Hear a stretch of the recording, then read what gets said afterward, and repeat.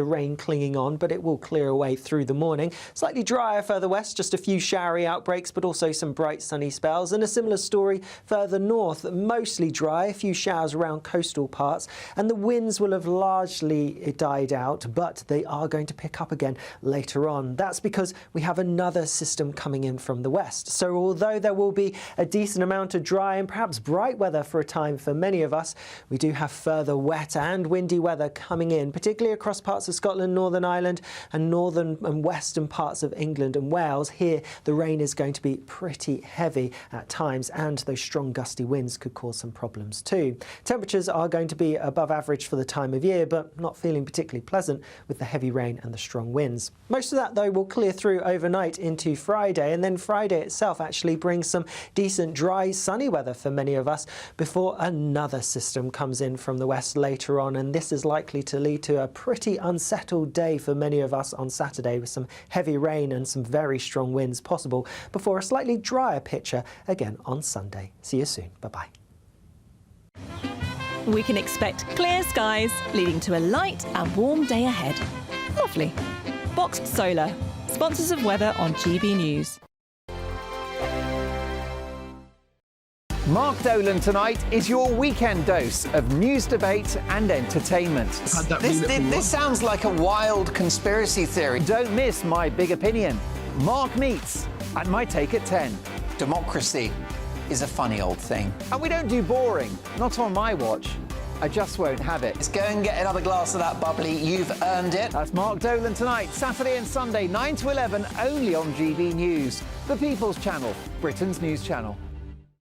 It's Patrick Christie's Tonight, and here we do things differently. It's explaining the absolute madness of this, doesn't it? It's explosive. I mean, this is very good. It's lively. 850. Your government sat there, Sean, and it did nothing. It's controversial. And the Middle East has been in turmoil since before I was born. It's everything you need to kickstart your evening. Everyone's had their Weetabix tonight. I love to see it. That's Patrick Christie's Tonight, weeknights from 9 p.m.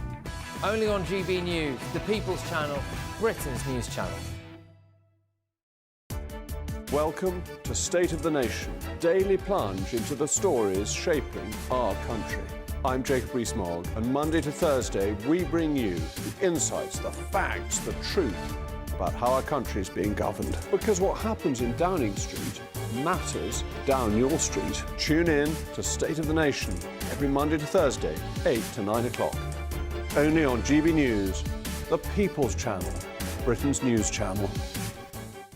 We're proud to be GB News, the People's Channel, and as you know, we always love to hear your views. Now, there's a new way of getting in touch with us at gbnews.com/yoursay. By commenting, you can be part of a live conversation and join our GB News community. You can even talk to me, Bev Turner, or any of the members of the GB News family.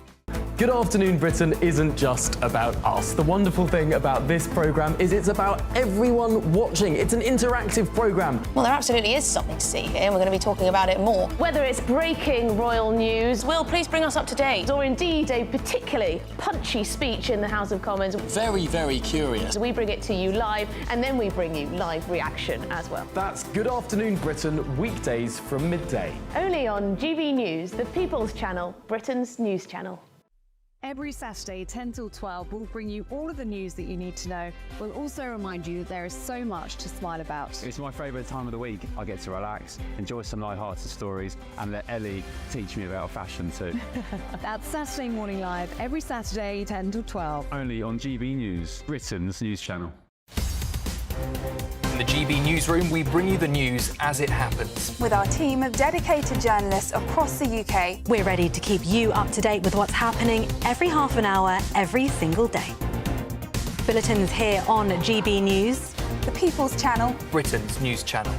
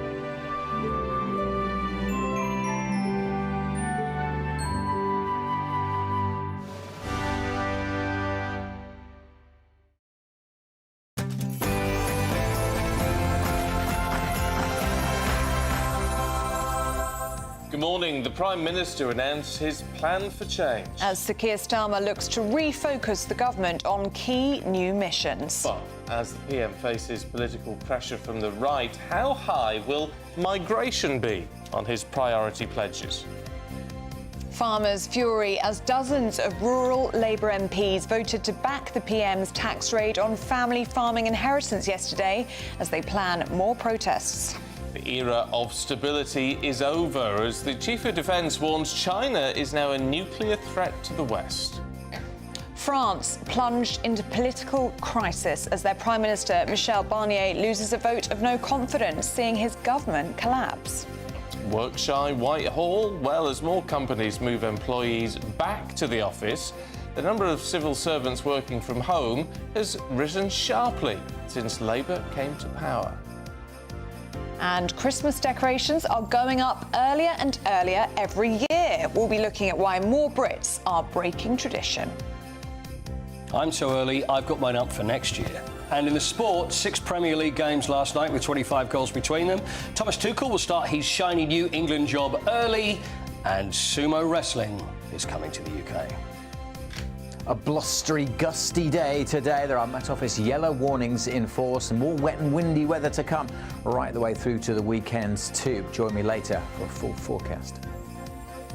It's just gone 6 o'clock. I'm Stephen Dixon. I'm Ellie Costello, and this is GB News Breakfast.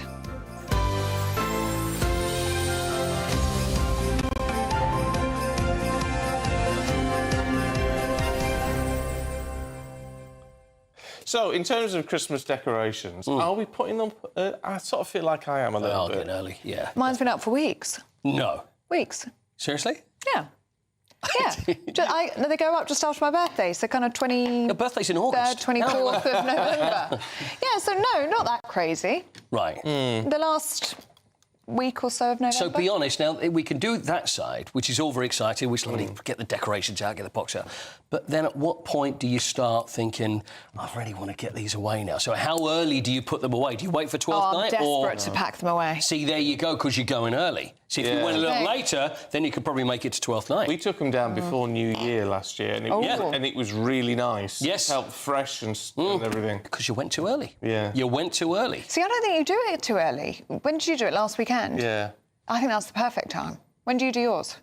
This weekend. So you're I wait for traditional. December. I wait for December and then I go for it. I like a real tree, Ellie. See, the thing is, but also the real trees these days are so good, they will last. So you can go, but instead of having a... I love the fact that you're sounding like it's your decision. It's nothing to do with you. It's Mrs. Conn makes these choices, not you. I know. Yeah. Okay. Fine. Yeah. No. I love it. I love. And there's more and more every year, and there's so much... And also, there's so much rubbish. Have you got real bad Christmas decorations that you don't even use? No. So you moved into a new house, so it's probably all used. Oh, no, I've had to recycle. Yeah? Recycled the same tree for the last 4 years, but I have a fake tree. Right. Well, I would hope so. But I like the... using it. Well, yes. I like the symmetry of a fake tree. I just think it just looks so perfect. So I'd never go real.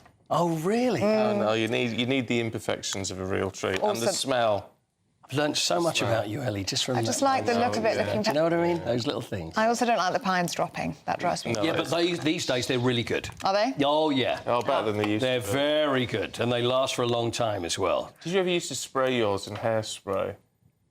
Yeah, but that was meant to be the thing. It never blooming worked. Makes them very flammable. I'll be worried about that. Well, they're flammable anyway. They are flammable anyway. And the other thing I've always wanted to do, which I never did. See, you won't remember this, Ellie, but do you remember on Blue Peter they had the Advent crown? Oh yeah, that was made out of 2 coat hangers. And they'll go, you'll never guess what this is made out. And you go, it's 2 coat hangers. But then they would have candles and tinsel, and it would be like crazy flammable business, you know. And I'm sure they used to say it was non-flammable tinsel. Make sure you buy non-flammable tinsel and stick it together with sticky back plastic. I thought in the 70s there was only extremely flammable. Probably was. But you never made one? Never made one. Maybe this is the year. I never made one. Non-flammable tinsel. With non-flammable tinsel. That's what I'll do. And we could light one every show coming up to Christmas, just like John Noakes used to. Burn the set down. I know.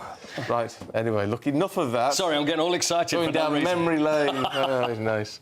Right, let's kick off with the Prime Minister, who today will unveil his plan for change, setting new targets to reset the government's agenda. Well, it comes as Sir Keir Starmer's approval ratings plummet. A +7 approval in the aftermath of the election. Well, he's now facing a -29-point approval rating.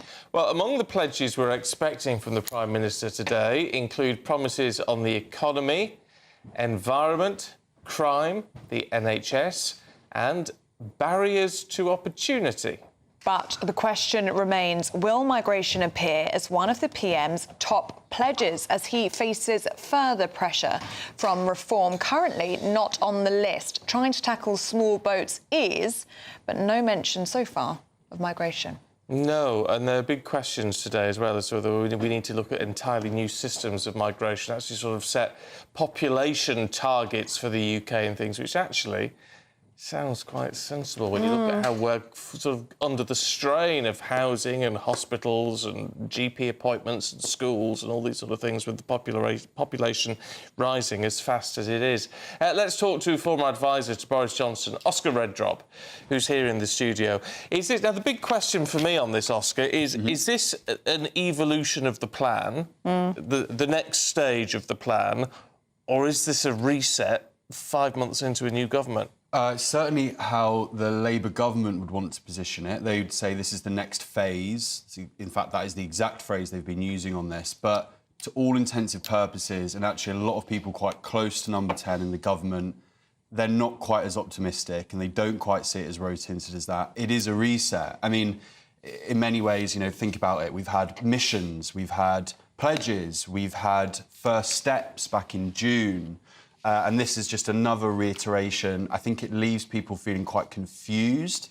If the government was a car, you know, the amount of kind of restarts they've had to put the car through, at some point you have to question, is the engine running properly here? Look, when you ask people, and you ask the electorate to mark your homework, which is effectively what these constant pledges and missions are, it's often a rob for your own back. It's actually a trap that Rishi fell into. It's not always necessary. If you have real purpose, mission, I don't mean missions, I mean a genuine kind of agenda, you can take people on a journey with you without constantly asking them, mark my homework, please, only to hand it in late, which is often, I think, where Keir Starmer and the Labour Party currently see themselves at the moment. It is just not quite clicking into place. What I would say, to be completely fair and proper about it, is that there's new sheen in language now. Morgan McSweeney, who, for people who don't know, is kind of the new chief of staff in there, the one driving it, changing the language, priorities. It feels less about G7 growth, which I think to a lot of people, understandably, they look at and go, well, how is that going to affect me in my life? You know, G7, fastest growing, economy in the G7. And now it's about disposable income at the end of the month. And I think that's quite a positive bit of language change there from the Labour Party, understanding that we have to make it real for people. I think that's the mess that the Conservatives got into. And maybe a similar sort of mess that we saw the Democrats get into in the US. Like, if you're not talking about pounds in the pocket, then people don't really understand what you're saying or what you're offering. 100%. And they have... I mean, you could argue this. Starmer does struggle from not being a true believer and being able to actually have an instinct and just being able to see and hear the country and know what it needs and wants in that moment in time. He does often look at, quangos and review processes, and I think he is very heavily reliant on his special advisors, and he will look across at America and go, they didn't deliver. And they talked in these abstract terms that meant nothing to people. Well, yeah, but hold on. One of these, I mean, in terms of these milestones, which they're calling them, because they don't want to call them targets or pledges, right? So the milestones, and we don't know quite if there's going to be 5 or 6. One of them, and by the way, the timetable for this is the next election, right? So they've given themselves a very long time. One of them is barriers to opportunity. Well, if that's not abstract talk, I don't know what is. Admittedly, that is pretty fluffy, isn't it? I don't think the electorate will stand for stuff like that. And no mention of migration? Well, here we go. Wow. This is the big thing. He talked incredibly tough about, an open border experiment that the Conservative Party had overseen over the last 14 years.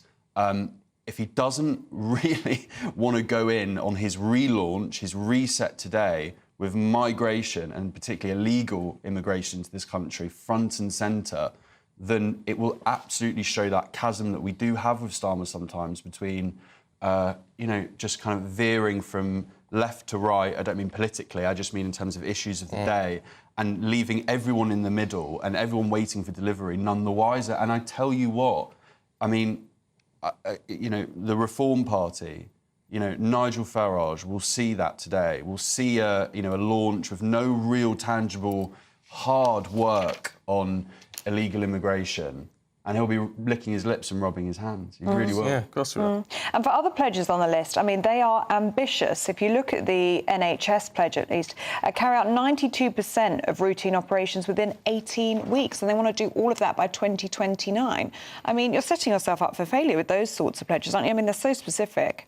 Yeah, you absolutely are, and it's a trap that I think, and it's a criticism I would have made of Rishi. Politicians who don't have the confidence to take us all on a journey and set an agenda, they will do these kind of slightly impossible homework marky tests and just kind of deferring it, going, well, I don't have to deliver it right now, and I don't have the charisma or as I said, that kind of narrative to generally take people with me. So I'll just defer it and we'll stick it, and hopefully people will forget. But they won't forget. I think, in fairness, these really kind of tangible, the example you just gave there around the NHS deliverables, is to try and get the NHS, those kind of that managerial class, if you like, in the NHS, and the managerial class within the civil service to actually pull their finger out. In fairness, I think that's really important to someone like Morgan McSweeney. I think he wants that machine, that kind of blob, to start working, and Conservative Prime Ministers have failed to do that.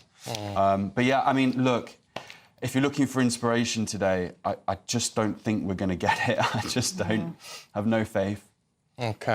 OK, Oscar, thank you very much indeed. Let us know what you think on that one. gbnews.com/your say.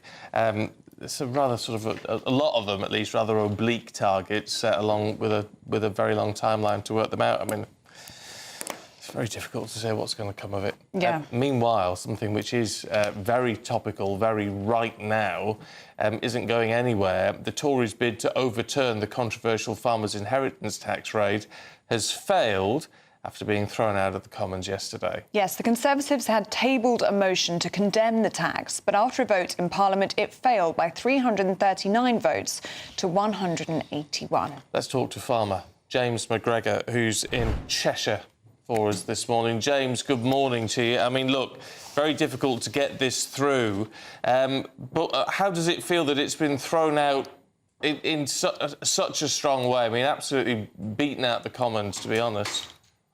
Yeah, it's difficult for us. Unfortunately, it just feels like with the majority Labour have at the moment that we're going to struggle to get anything done with this. Really, they're digging their feet in. I think the only way we can get anything changed now is making sure we have a strong opposition.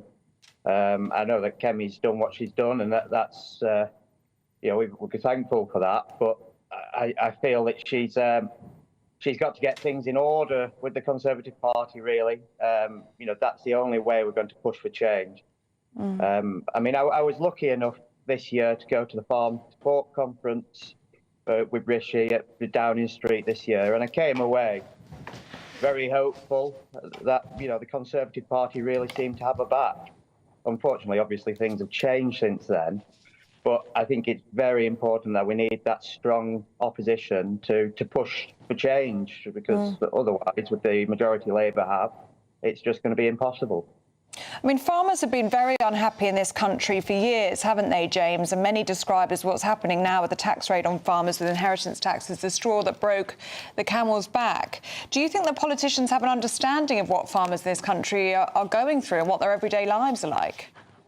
No, not at all. Not at all. I've been to both conferences this year, the Labour and the Conservative one, and I sat in many a meeting with people talking about the future of farming, everything like that, and I came out and I just thought to myself, never have I been in a room with people more out of touch with the actual people in the industry.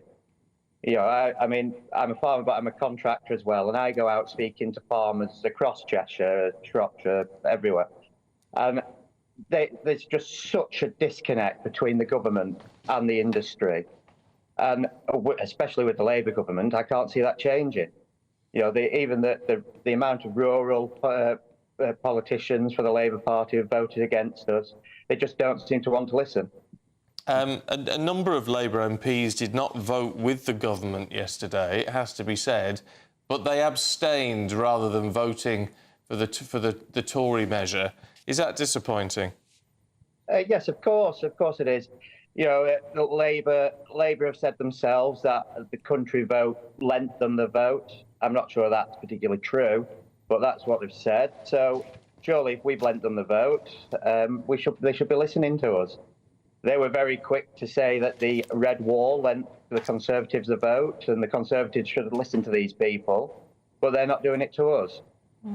Will you be going to further protests, James? Hopefully I will. Unfortunately, I missed the last one because we're actually out gritting. We're out clearing the snow and clearing everything for the government. You know, the government that's trying to screw us over. Yeah. OK, look, James, really good to talk to you this morning. Thanks very much indeed. I mean, what is very clear is that farmers are not going anywhere. They're going to keep their voices being heard on all of this, despite the fact the government just doesn't seem to want to listen. No. And even though, and those, I do find it frustrating if 70 Labour MPs felt that they couldn't vote to defeat this measure by the Tories. Why did they just abstain when they could have actually... Didn't want to rock the boat, clearly. No, which I think is you've got to put your money where your mouth is. But many of them are MPs, aren't they, in rural communities? They're representing people like James that we've just spoken to. And people like James will feel betrayed by that. Yeah, they will. I'll tell you what else was worrying. I was in a small high street shop yesterday. Oh, yeah. You know, the sort of places that sells bits and bobs and hats and gloves and all that sort of thing. It's a lovely little place, and they said, oh, we're shutting at Christmas because the budget has forced us out of business. Oh, no. Now, that's one shop I've come across where they just happened to say they were shutting down and that's why. But how many others are doing that? And this is meant to be laying the foundations for growth.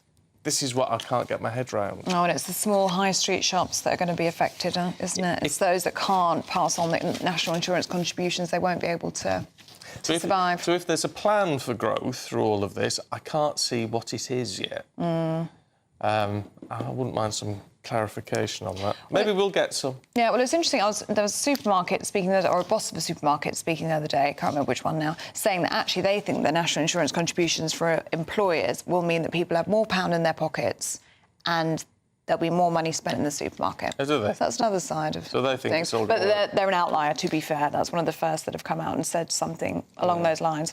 But let us know what you think. gbnews.com/you'll say, especially if you're a small business owner.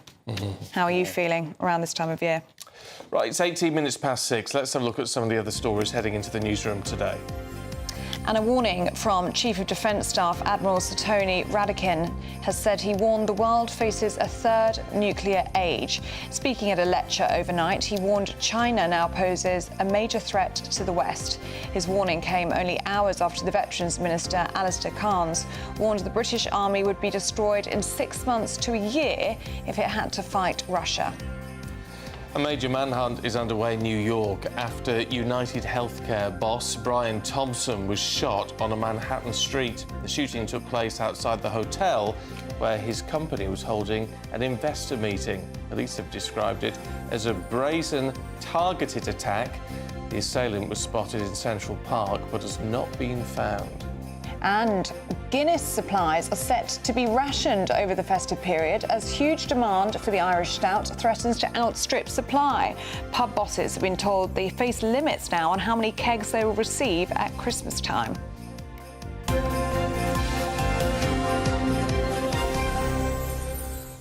Has Guinness suddenly become more popular? I think it has, you know, it's everywhere.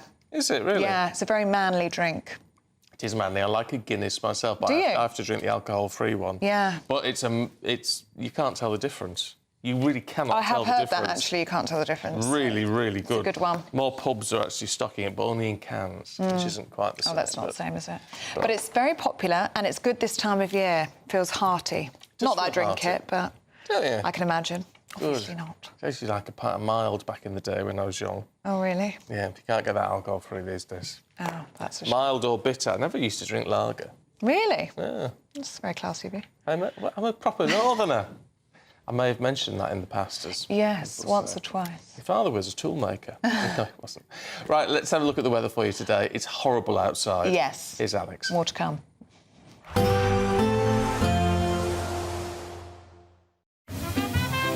Heavy showers first thing will be followed by a warm, cosy day. Boxed boilers, sponsors of weather on GB News.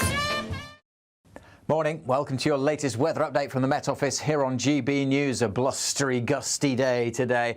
Many places having a fine morning, but some heavy showers expected. It has turned a lot milder though, particularly so in the south. Pretty wet last night thanks to this band of rain clearing away now from the southeast, and then some brighter skies following on. But also following on after that, heavy showers quickly coming into Northern Ireland and then becoming pretty widespread by this afternoon. Not just showers, gusty winds as well. It was very windy last night across northern Scotland. The wind strengthening this afternoon from the west. But look at the temperatures in the south.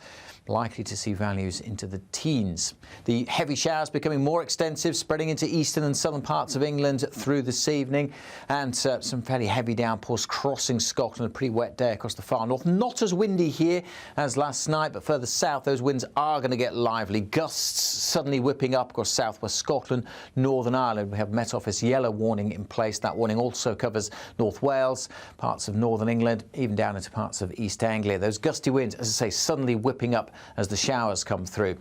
That line of heavy showery rain clearing away from the southeast this evening, and then many places will become clear through this evening. A few showers always feeding in on the gusty winds across parts of Northern Ireland, northwest England and northern Scotland. But many areas actually dry and clear overnight, turning a bit colder than last night. Temperatures well down into single digits and certainly feeling colder in the winds. For many, though, Friday will again start fine and dry with some sunshine around. Still a few showers across northern Scotland, quickly clouding over tomorrow across Northern Ireland as more wet weather comes in, and the sunshine likely to turn hazy across western England and Wales as this rain then trickles in across North Wales, southwest Scotland come the afternoon. That is part of a deep area of low pressure that's going to bring much more widespread heavy rain and strong winds on Friday night and Saturday. Expect a warm front, moving from the kitchen right through to the rest of the house. Boxed boilers, sponsors of weather on GB News. It is horrible out there, and I have lost my umbrella. Oh, have you? And I've spotted you've got a lovely big golf one. Yeah, I always have to, yeah. So do you fancy... Well, as a man, you've got to have a big umbrella, because you can't walk around one of them little things like what ladies use. You'd look stupid, wouldn't you? I need to go buy myself a new one today because it is set to stay, unfortunately, all this rain. But if you fancy donating your big golf brolly for my way home, let me know. I would do, but I've got to walk half a mile back to the car. OK. So, it's worth an ask. OK. No. Well, do stay with us. Still to come. Oh, yeah, I'm going to have to use an umbrella. Oh, no, it's not quite... I'll get all the ink running down my head. You're fine. Oh, I used a hat on the way here, but it's not going to do for today, unfortunately. No. Do stay with us. Still to come, the French government has collapsed following a no-confidence vote. We'll be talking about that next.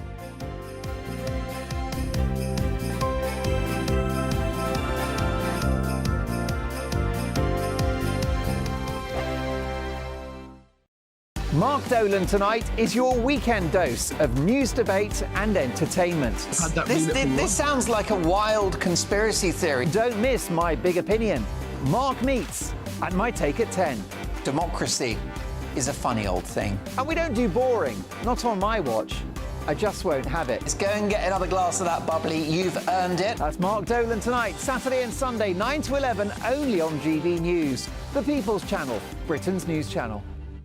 Good Afternoon Britain isn't just about us. The wonderful thing about this programme is it's about everyone watching. It's an interactive programme. Well, there absolutely is something to see here, and we're going to be talking about it more. Whether it's breaking royal news, Will, please bring us up to date. or indeed a particularly punchy speech in the House of Commons, Very, very curious. we bring it to you live, and then we bring you live reaction as well. That's Good Afternoon Britain, weekdays from midday. Only on GB News, the People's Channel, Britain's news channel.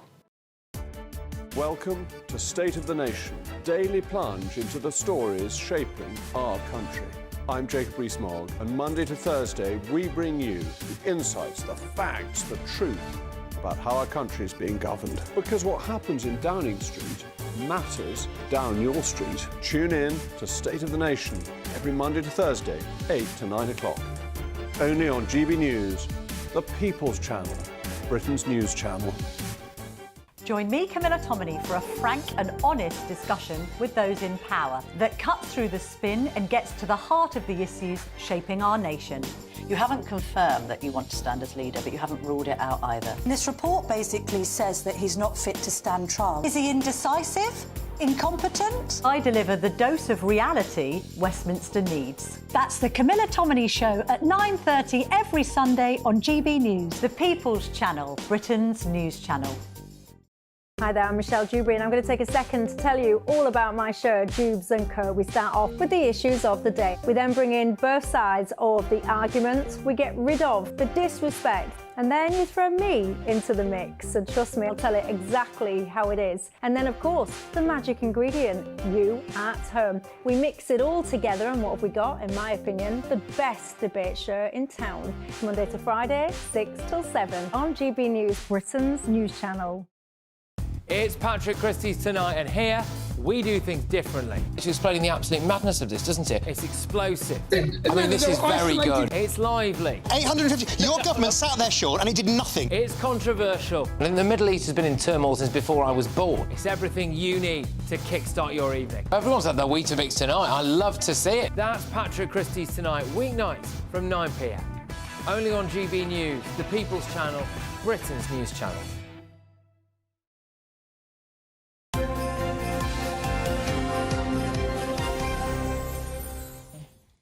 If you're watching on the television, you're we were half in vision for all of that. We were. As you're scribbling me little notes. Yes, I do like to write you little notes as we go through the programme. This is what we have to do. Now, to the other side of the channel, because the French government has collapsed as the Prime Minister, Michel Barnier, lost a no-confidence vote. Yes, it means that the 73-year-old has become the shortest-serving French Prime Minister since 1958, even shorter than Liz Truss's time as British Prime Minister. If you are watching on the television, you'll see that our vision mix has slightly broken, so everything's a little bit...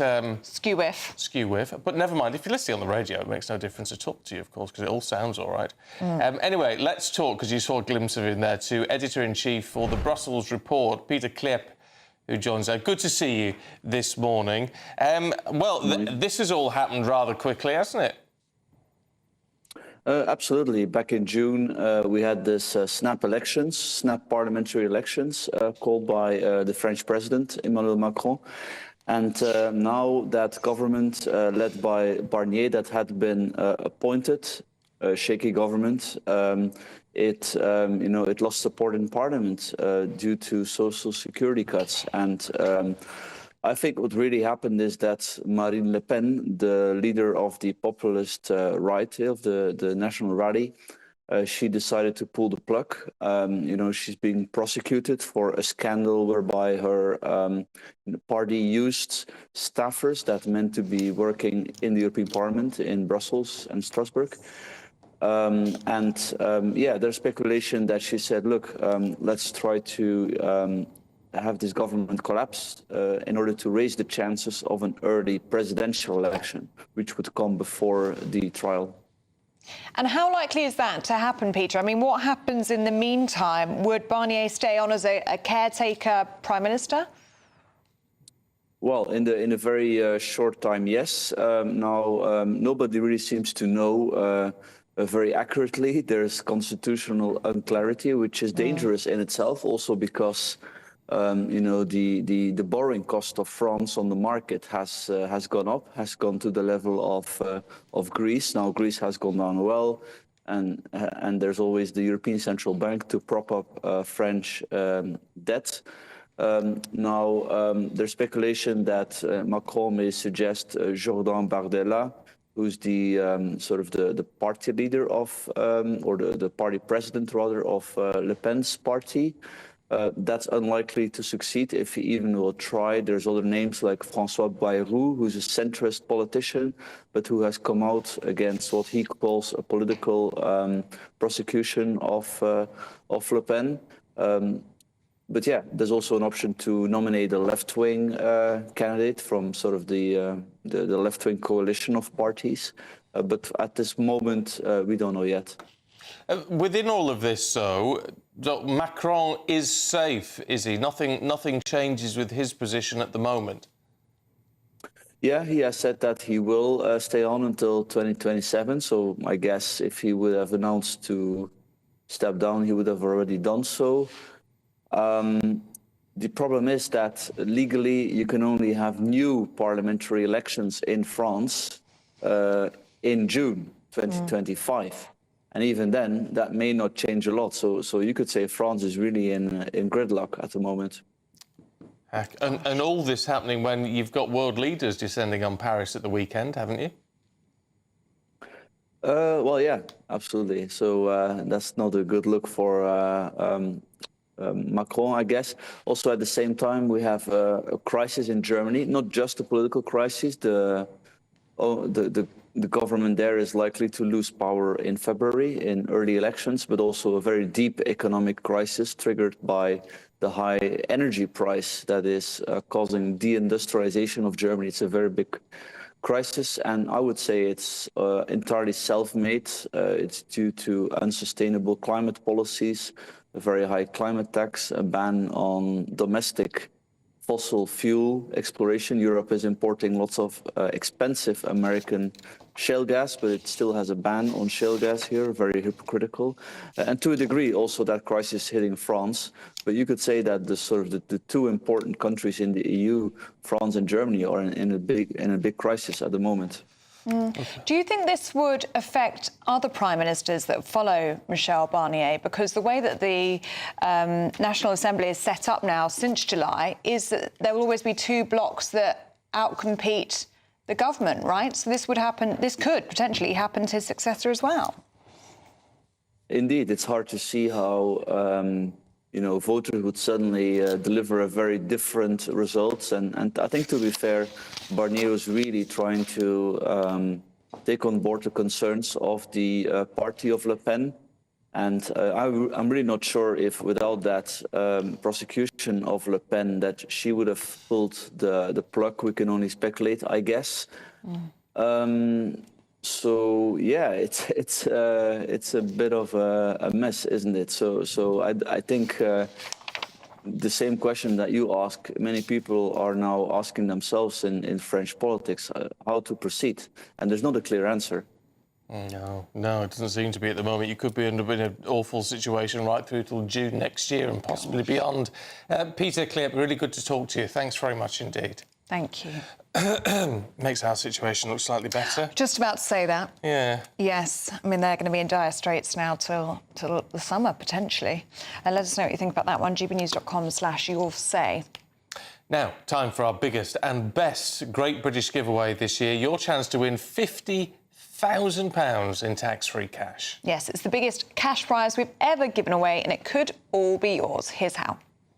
It's the biggest, greatest Great British giveaway so far, with your chance to win a spectacular £50,000 in tax-free cash. 2025 could be amazing, with plenty of treats, holidays and fun on the horizon. How would you enjoy that cash? £50,000 will make someone our biggest ever winner. For another chance to win £50,000 cash, text cash to 63232. One entry costs £2 plus one standard network rate message, or text bonus to 63232. 5 entries cost £5 plus one standard network rate message. Go to gbnews.com/win. Entries start from just £2. You can call 0903 681 3232. Calls cost £2 plus your network access charge, or post your name and number to GB10 PO Box 8690 Derby DE1 9TT. UK only. Entrants must be 18 or over. Lines close at 6 p.m. on the 31st of January. Please check the closing time if listening or watching on demand.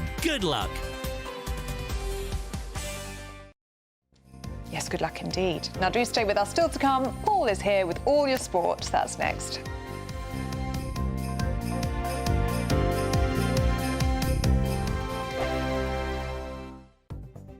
The latest GB News travel. Good morning, I'm Russell Holding. In North Yorkshire, the A66 is closed each way between Scotch Corner and the A67 at Bowes after a vehicle overturned. Trains have been stopped between Birkenhead North and New Brighton because of a signalling problem. On the M42 from Staffordshire into Warwickshire, there's no fuel available to the Tamworth services just off junction 10. In West Midlands, Manor Lane at Hurst Green is closed after an accident.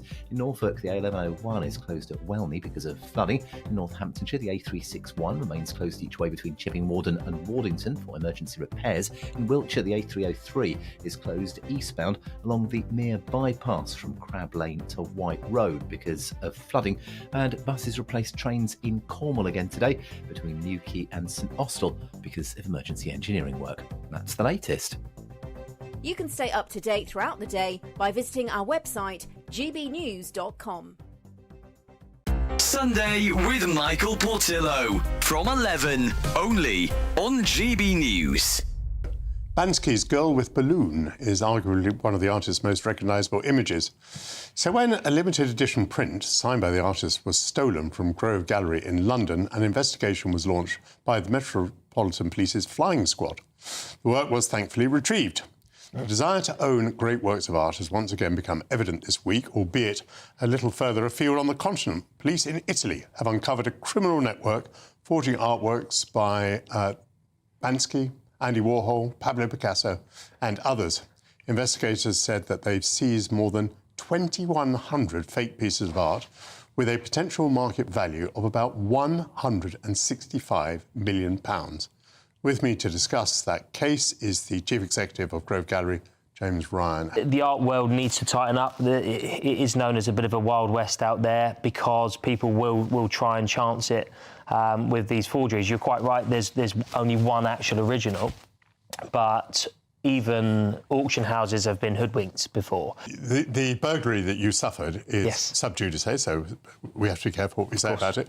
But it must have been a bit of a shock to you. I mean, was it a broken window, a smashed door?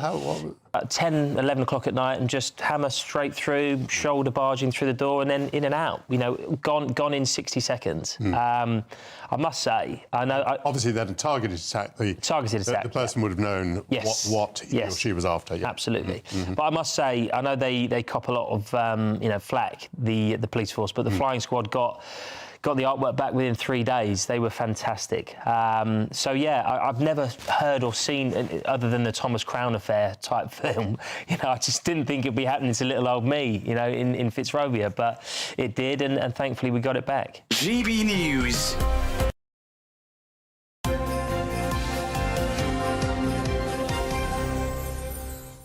.37, time for the sport with Mr. Paul Coit. Good morning. Good morning. There was some cracking matches last night. Yeah, 25 goals across 6 games. Wow. There's something going on, and I don't know what it is. It's just lots and lots of goals going in. Actually, I do know what it is. I think it might have something to do with tied players, and then that affects more goals being scored, but it makes it more entertaining for all of us. Of course it does. Which is good. How about this? Newcastle 3, Liverpool, Ellie? 3. Yes. It really was a heck of a game. Really was. And Mo Salah, now at 31. See, we don't know whether he's going to sign for Liverpool again because his contract's coming to an end. But at 31, again, 2 goals and an assist. And although Newcastle scored right at the death in the 90th minute with Fabian Schär. So it really was a great game. There was great games in the past, back in the 90s, between Liverpool and Newcastle. So it was almost going back to that. But very, very good entertainment. So Liverpool, though, still top. Just about, I say just about, 7 points still at the moment, but everybody's chasing them. It's still not a good night for Man United, though. No. It wasn't really. I mean, it was away at Arsenal, and Arsenal are coming into form at the moment, so they're looking very good. You know what they're really good at? Set pieces. Corners. For some reason, there is method behind the madness. They're really good at corners, and it shows how important working out decent set pieces are. 22 goals they've scored from corners, and to give that some sort of, I don't know, to talk about other teams as well. With Spurs taking corners, they worked out a corner in every 37. and everything, which is not great. No. Whereas you look at Arsenal, everything is a set piece. They know exactly what they're doing. So 2 goals in corners again. So very good. Ruben Amorim, who's the Manchester United manager, it looks like I don't know whether the new manager bout is over, but he predicts a storm a-coming. Oh, well. That maybe it's not going to be as good. It'll get worse before it gets better. Arsenal 2, Manchester United 0. How about Everton beat Wolves 4-0? Now, Wolves are in all sorts of trouble. They really are. The Wolves fans, when you start having fans singing to the manager, you don't know what you're doing. That's not great. It's not usually a good sign. Who is the manager of Wolves? That's Gary O'Neill. Oh, is it? Because, funny enough, there were people in the office who were singing this to me yesterday, and it made me feel a bit uncomfortable. So... How's Gary feeling? How's Gary? Well, shall we see how Gary's feeling? Oh, let's see how Gary's Gary O'Neill after the game yesterday. So now that it's tough, I'm happy to go over there and look them right in the face and take any criticism that they want to throw at me, because I accept responsibility for all of my part in that. There's a lot of parts that have led to where we are at this moment, but for my part in that, I'm happy to accept full responsibility, and whatever criticism they want to throw at me will not change the way I feel about them and what they've given me over the last 15 months. There's a way of being clever about this. So what do you do if you're a manager? Things are going bad. You can either stand there and go, I take full responsibility, it's all my fault. So then the board will think, well, that's your fault. We'll give you the elbow. He's saying, obviously, the fans, I feel very strongly, I love them and everything, so he's trying to win the fans back. Or do you then point the finger at the players and say, no, it's not me, it's him, and him. Neither are good options, are they? I don't think there's any way out. He's very clever. He said, I take full responsibility for my part in it. See, you're right. That's what he did, my part in it, because he knows that there's problems. He's tried different things at the back which still haven't worked. But he's a decent guy. And I like managers who are decent, and I want him to do well, but you wonder when the fans turn that maybe it's coming to an end. Gary O'Neill. Talking of goals going in, Chelsea. 5, they scored 5. They scored 5 yesterday. Or against Southampton. So Southampton, Chelsea are looking better and better. Captain of Southampton, Jack Stevens, got sent off for pulling Mark Cucurella's hair. Now, look, can we see Cucurella's hair? You'll see a bit of Mark Cucurella. If you're playing against him, I see. Could you help yourself? You'd have a little tug of the hair, though, wouldn't you? Great hair, to be fair. He's got fantastic hair. It is wonderful hair. How would you describe that, Ellie? Very curly and voluminous. Yes, voluminous. That's it. Is voluminous. That's exactly what it is. Maybe he's had that in a bun.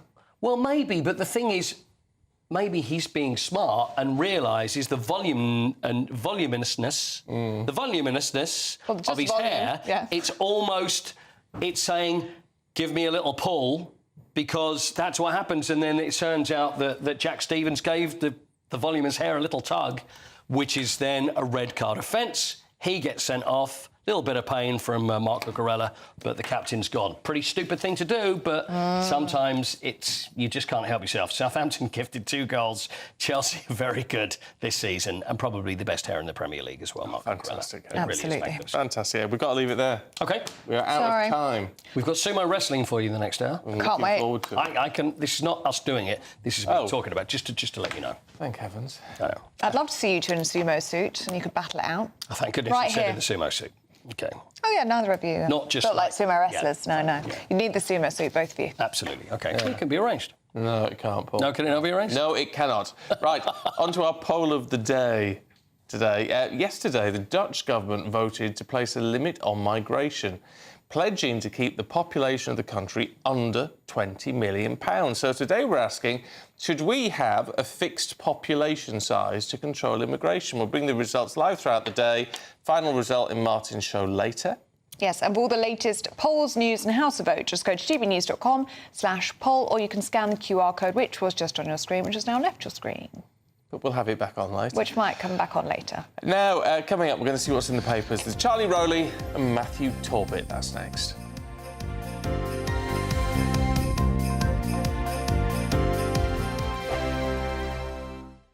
If you want your news to be straight talking... This is a nightmare for the Conservatives again. Down to earth. It's not just Nottingham where this is happening, is it? And most importantly, honest. Hard-working, middle-class taxpayers, they'll get the book thrown at them. Then catch me, Martin Daubney, Monday to Friday, 3 till 6 p.m. on GB News, Britain's news channel. This is GB News.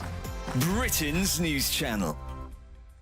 This week is Chocolate Week, the ultimate celebration of everything rich, sweet and indulgent. Yes, and we now have the best person in the studio with us to satisfy all of your chocolate cravings. We're joined now by master chocolatier Ollie the Choc. Ollie, hello. Really Hey, good Ollie. to see you this Thank morning. you for having me. And you brought some of your chocolate in with you. I did. I brought some excited. tasting samples. You're very welcome to help yourself. So what have you got here? Tell us. So this is my signature chocolate. I call it the Holy Grail. It's got sea salt flakes, crushed Oreo, caramel fudge pieces, very Moorish. I love a caramel and salt combo, just, you know. I feel like you see it everywhere now. Look, You won't be disappointed. Look, I want everyone to see a close-up of this one. Can we get a shot on this one?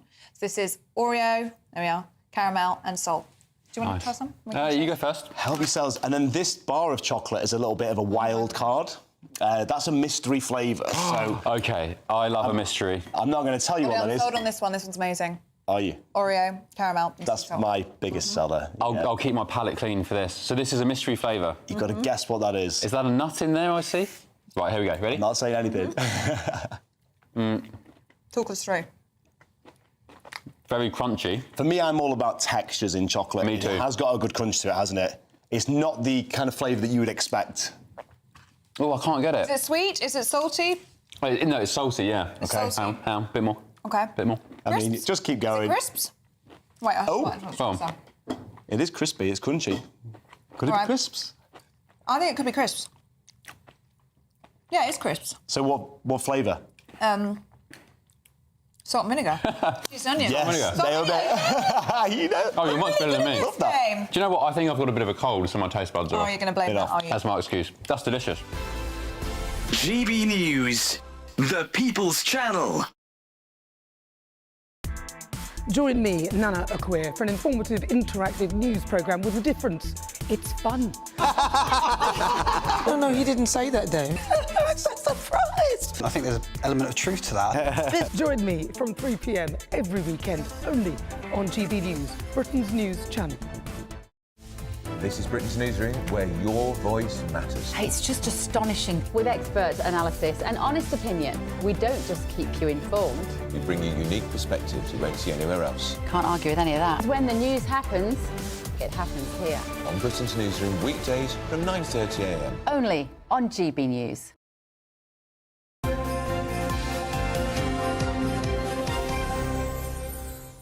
6:47. Have you hurt yourself, darling? Just gave myself a paper cut. Oh. I'll live. Oh, they're horrid. Yep.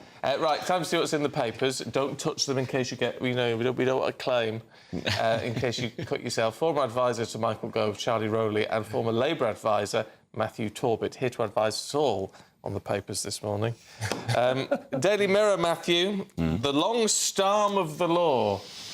Yeah, Keir Starmer's going to include in his speech today a pledge to put thousands of bobbies on the beat to make people feel safer. I don't know if that's going to work. I think it talks about community police officers, PCSOs as such, and special constables. I think community police officers is what is needed. I think going back to the Manchester attack years ago, there was the police officer of the year, whose name I forget, said to Theresa May on stage, the cuts you are making to community police officing are going to result in something horrendous if we don't do something about it. And lo and behold, you know, there was the unfortunate tragedy. I think you need people that understand the communities they're policing. You're not just having Joe Bloggs being bussed in and whatnot. Yeah. And I think really it'd be a government reset again in 6 months, no doubt. Do you think this is a reset rather than a building on the foundations? Yeah, there's a slight change. I mean, I do think it's sensible to take away the idea that we're going to be the fastest growing economy in the G7 because 99% of people at home go, what on earth's the G7? I think you just need to ensure that people feel better. You don't need to, you know, the G7 is meaningless in a way to lots of people. And also the thing that Keir Starmer has is the communication issue and how can he communicate that that change has been made for them. What do you make of it, Charlie? Well, I think it should in part be welcomed. It was Boris Johnson that wanted to put 20,000 new coppers on the street back in 2019, something which he achieved. So another 10,000 I don't think is all that ambitious. It's been done before. But I absolutely agree with Matthew because it is absolutely pointless having bobbies on the beat if all they're going to do is turn up to your door and say you made a tweet a year ago and I'm coming to police you. And they're not focused on the real issue, or they haven't got the ability or the cover to actually deal with the crimes that matter to most people in their communities, such as shoplifting, for example. Yeah. Such as all the crime that you're seeing across the country, whether it's dealing with antisocial behaviour, whether it's dealing with particularly violent crime. There's no point having the numbers of bobbies on the beat if they're not tackling the crimes that matter to the communities the most. And actually, we laugh about it, but also, are we going to have police going to finally start trying to trace people's phones when people have got, they can find them through Find My iPhone, or the amount of bikes that are being nicked in London? And I think it's seen as sort of a middle-class crime at the moment, but people rely on these things to get to work, and it seems either the police are unwilling or don't have the capability and numbers to do look into crimes, basically. It's bizarre. It's very odd. Charlie, let's have a look at the Daily Express, shall we? And this is a little girl, just 8 years old, who says, I want farmers to feel appreciated. Yes, Florence Harris taking the fight to the Labour government because it's all about that tax on family farms. And I think she was at the protest and she held up a sign that said, I want, when I grow up, I want to be a farmer, but obviously crossed out the word want to wanted, because, there are young people who are born into a farming family, they're born into a farming community that would expect to have that farm and want to be farmers. They have it passed on by their parents and their family. But many farms now are unable to do so. And whatever you think about whether somebody's sitting on land which is, millions of pounds worth, OK, that is the value of the land. But the actual day-to-day farming of what puts meat on our table, what puts food on the shelves of our supermarkets, that is what's being hit because farmers do not make much money at all. The value of the land is one thing, but the actual business and the profits that farmers make is simply quite another. But it's one thing to get a little 8-year-old girl to stand up and be the poster girl for this. The point is, it's not going to make any difference, is it? Because it seems like the government is just not listening. Well, and that's the problem that all governments face difficult decisions, and this new government have had to face some difficult decisions, but have made some odd ones of their own making, such as taking away the winter fuel payments, which I think was obviously, I think most people agree it was not the right thing to do. Going after farmers, I think is where you've got a number of new Labour MPs in rural constituencies, where their post bags, I imagine, will be full to the brim of farmers wanting this not to come in, even though it was voted on yesterday. But what's also interesting is it's the discrepancy of the numbers. Whatever you think about the tax, you've got the Treasury saying this will only affect 500 farmers. You've got the industry saying, actually, this is going to impact 75,000. Now, that's quite a gap. It's quite a gap. The idea that the Treasury and the farming community are such at odds means that I think this really does need to be looked into. How can the government have messed up on this so badly? Lack of preparation, I would say. I'm quite disappointed, Charlie. I thought you were going to say it's terrible how we can politicise children, but no, you're all for the pushing them out onto the... I'm for the next generation. I'm on the front page. I think the concern for me is that the Labour Party seems to be picking fights with groups of people that electorally we can't really afford to be having fights with. If there's one thing we know about older people, they vote, and they will certainly go out and vote with their feet due to the winter fuel allowance cut. And I think the thing with the farmers, there is obviously an idea that people were buying up farms and land to avoid paying inheritance tax. I think you could slightly narrow the scope of the policy if you're really going to stick to it and say, right, you will only pay inheritance tax if you sell the farm. If the next generation is going to take on the farm, why clobber them? And the other thing is, regardless of discrepancies, that and the winter fuel cut is going to bring in £1.5 billion, which is nothing in the grand scheme of things. You could put up corporation tax by 1% and it would bring in £7 billion, and you wouldn't have half the newspaper headlines you've got now. So I don't know whether Charlie would agree. To me, it seems very much like Treasury brain. People that are very experienced in devising policy don't quite understand the optics and the politics around certain policy and how that may look. And they've had 14 years to prepare, Charlie. I mean, if we're talking about preparedness... Yes, absolutely. Had 14 years. They have, yes, I'd forgotten. But they have, no, they absolutely have. And so to make these kind of... And just as Matthew was saying, look, on the optics, you're right, it is optics, but it's also, what did the public hear during that election campaign? When, you're right, they've had 14 years to prepare for, they've had 3 other general elections to prepare for as well. Pensioners will be protected under Labour. Farmers will not be hit. They'll be the most friendly farming. The political Party, and all of a sudden they've taxed both of them. Yeah. OK, Matthew, Charles, you've got to leave it there. Thank you very much indeed. Let's have a look at the weather with Alex Deacon.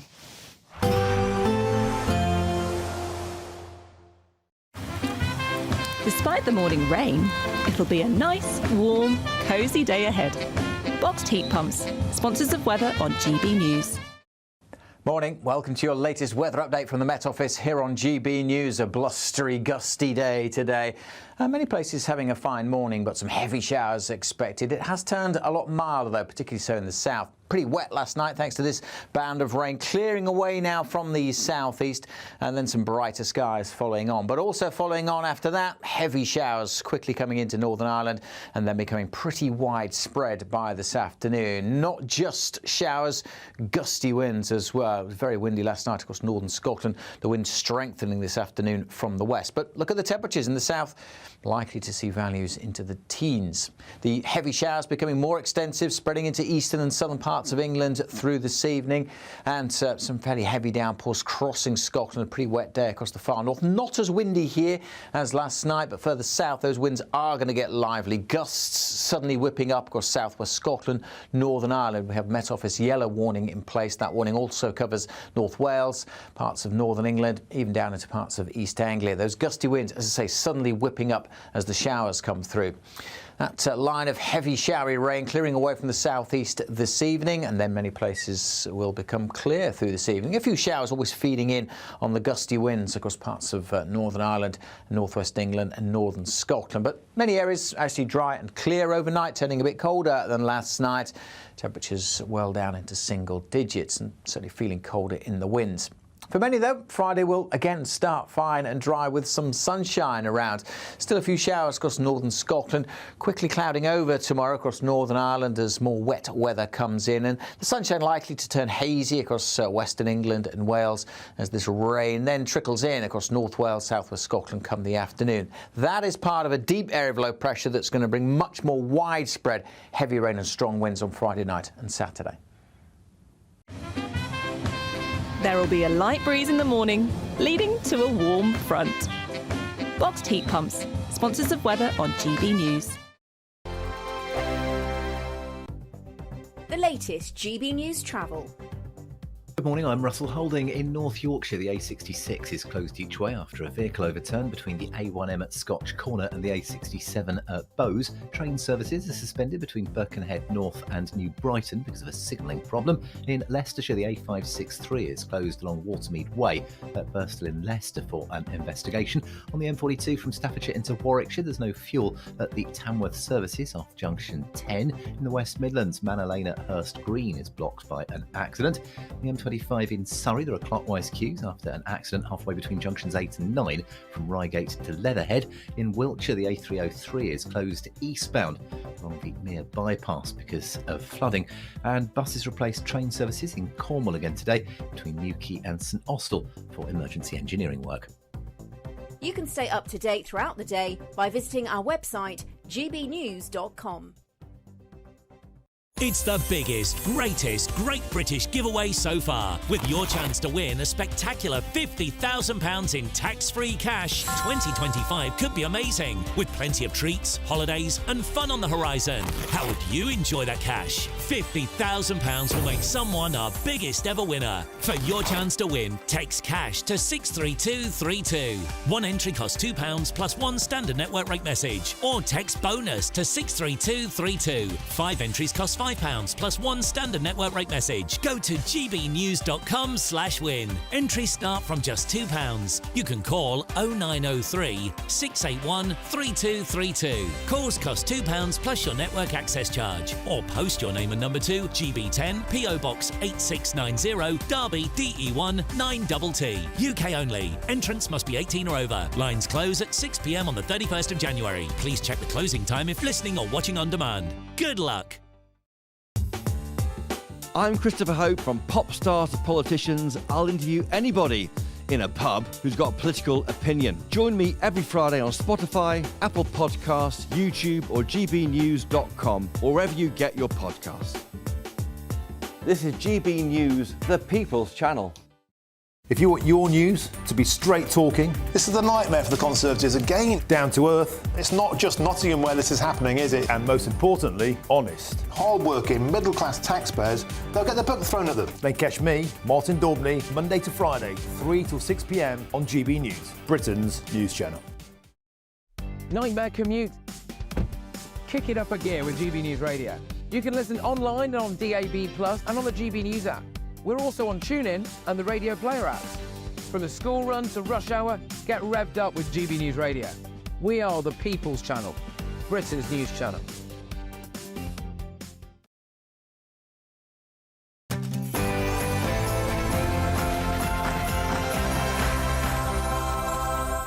Good morning. The Prime Minister to announce a plan for change. Sir Keir Starmer looks to refocus the government on key new missions. But as the PM faces political pressure from the right, how high will migration be on his priority pledges?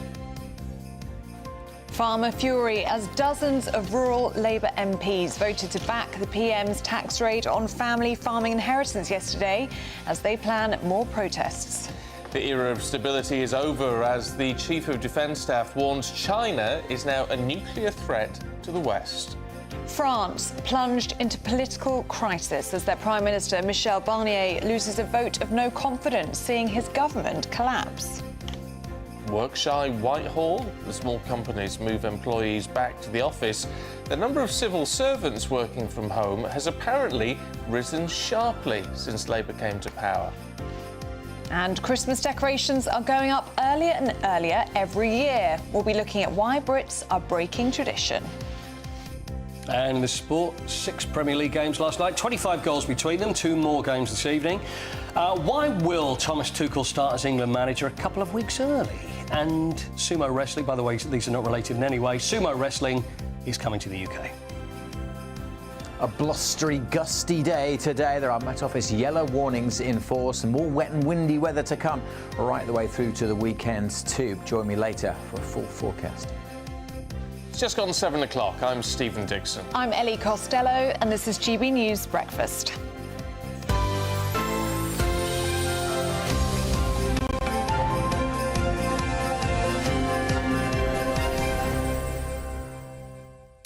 Loads of people getting in touch on farmers. Elaine says it's just absolute common sense.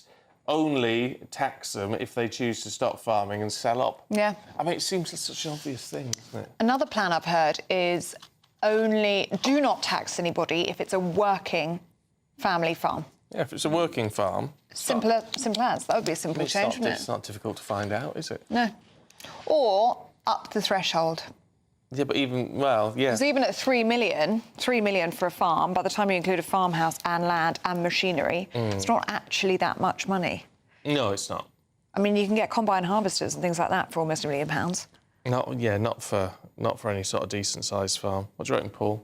I agree. They had a thing in the States called Farm Aid. Were you familiar with Farm Aid? Back in the 80s, they did Live Aid.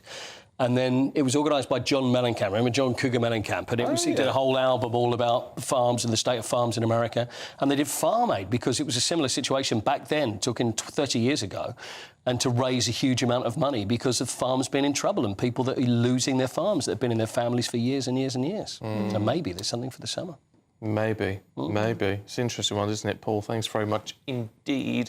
It's just one of those things where you just feel like you're yelling, shouting at a brick wall and not getting anywhere. Anyway, the Prime Minister today is going to be doing something. He's unveiling a plan for change. He's setting new targets, milestones, they're called this time round, to reset his government's agenda. Well, it comes as Sir Keir Starmer's approval ratings have plummeted. A +7 approval in the aftermath of the election, while he's now facing a -29-point approval rating. Well, amongst the pledges we're expecting from the Prime Minister include promises on the economy, the environment, crime, the NHS and barriers to opportunity.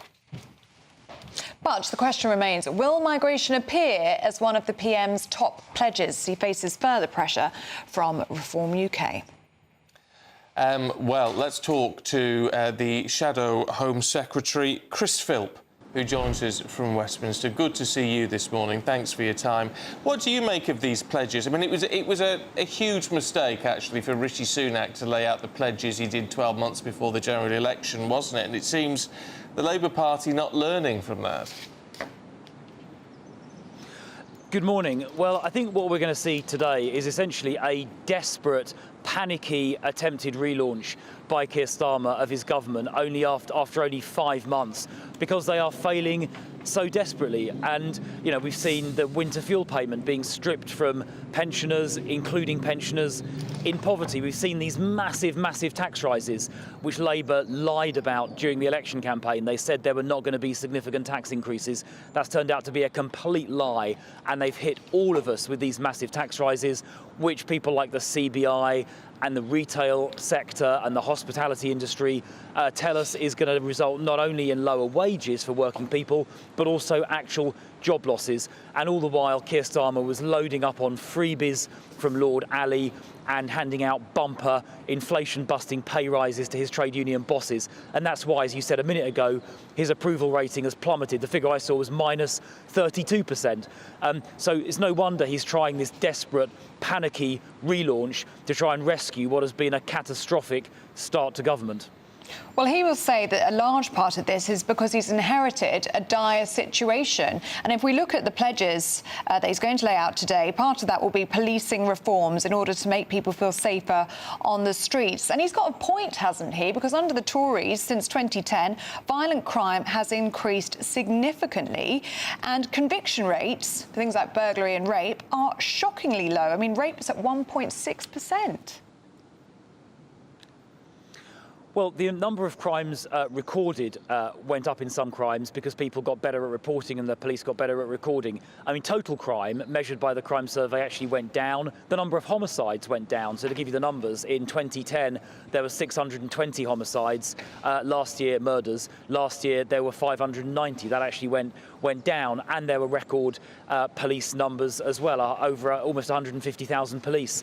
Now, I'd like to see them, as I've said on this programme before, cut out all the non-crime hate incident nonsense and only look at that where there is immediate risk of criminality, and focus on catching criminals using new technology like artificial intelligence and live facial recognition. So those are all things I'd like to see happen. The announcement we're going to get today from Keir Starmer on policing is, as predictably, is a bogus, dishonest and misleading announcement. He's going to announce, I believe, 13,000 more police officers, but it turns out only 3,000 of those are actually new, and he's not even giving the police enough money to pay for those new officers, so they're going to have to cut something else, probably cut police numbers elsewhere, in order to deliver his promise. So even today's announcement is going to be completely dishonest, just like Labour's entire election campaign. Yeah, but he's going to have to... I mean, it's the idea of having sort of more bobbies on the beat and having more community officers has got to be a welcome thing, hasn't it? And that is something that was cut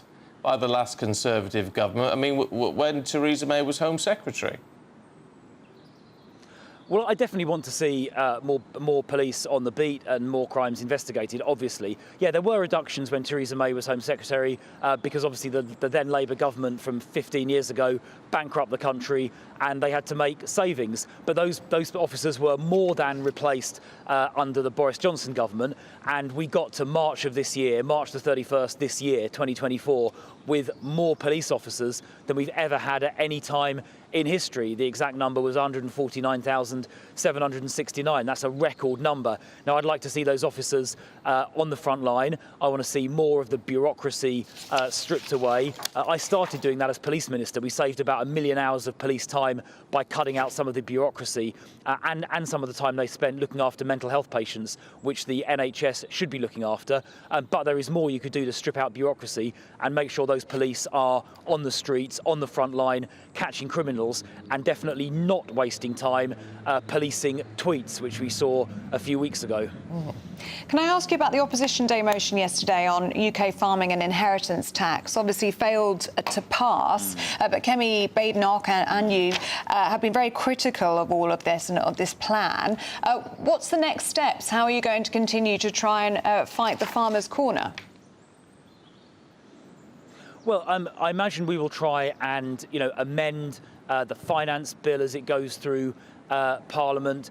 We'll keep the pressure up. We had that vote. We forced a vote. We forced a vote in Parliament yesterday, and Conservative MPs, including me and Kemi, voted to support British farmers and to stop this terrible Labour tax that will see family farms that have been farmed for generations being lost. And it was, I think, terrible that Labour did not think again. They continued with this awful plan that will see farms being lost. It'll damage our food security. It means we'll end up importing more food, and it will actually put up food prices for all of us. So this terrible idea of Labour's to attack farms is going to actually, it won't just affect farmers, it'll actually end up affecting all of us in the form of higher food prices, and we're going to have to import more food from overseas as well. But we're going to keep the battle up. We're going to keep working with the National Farmers Union.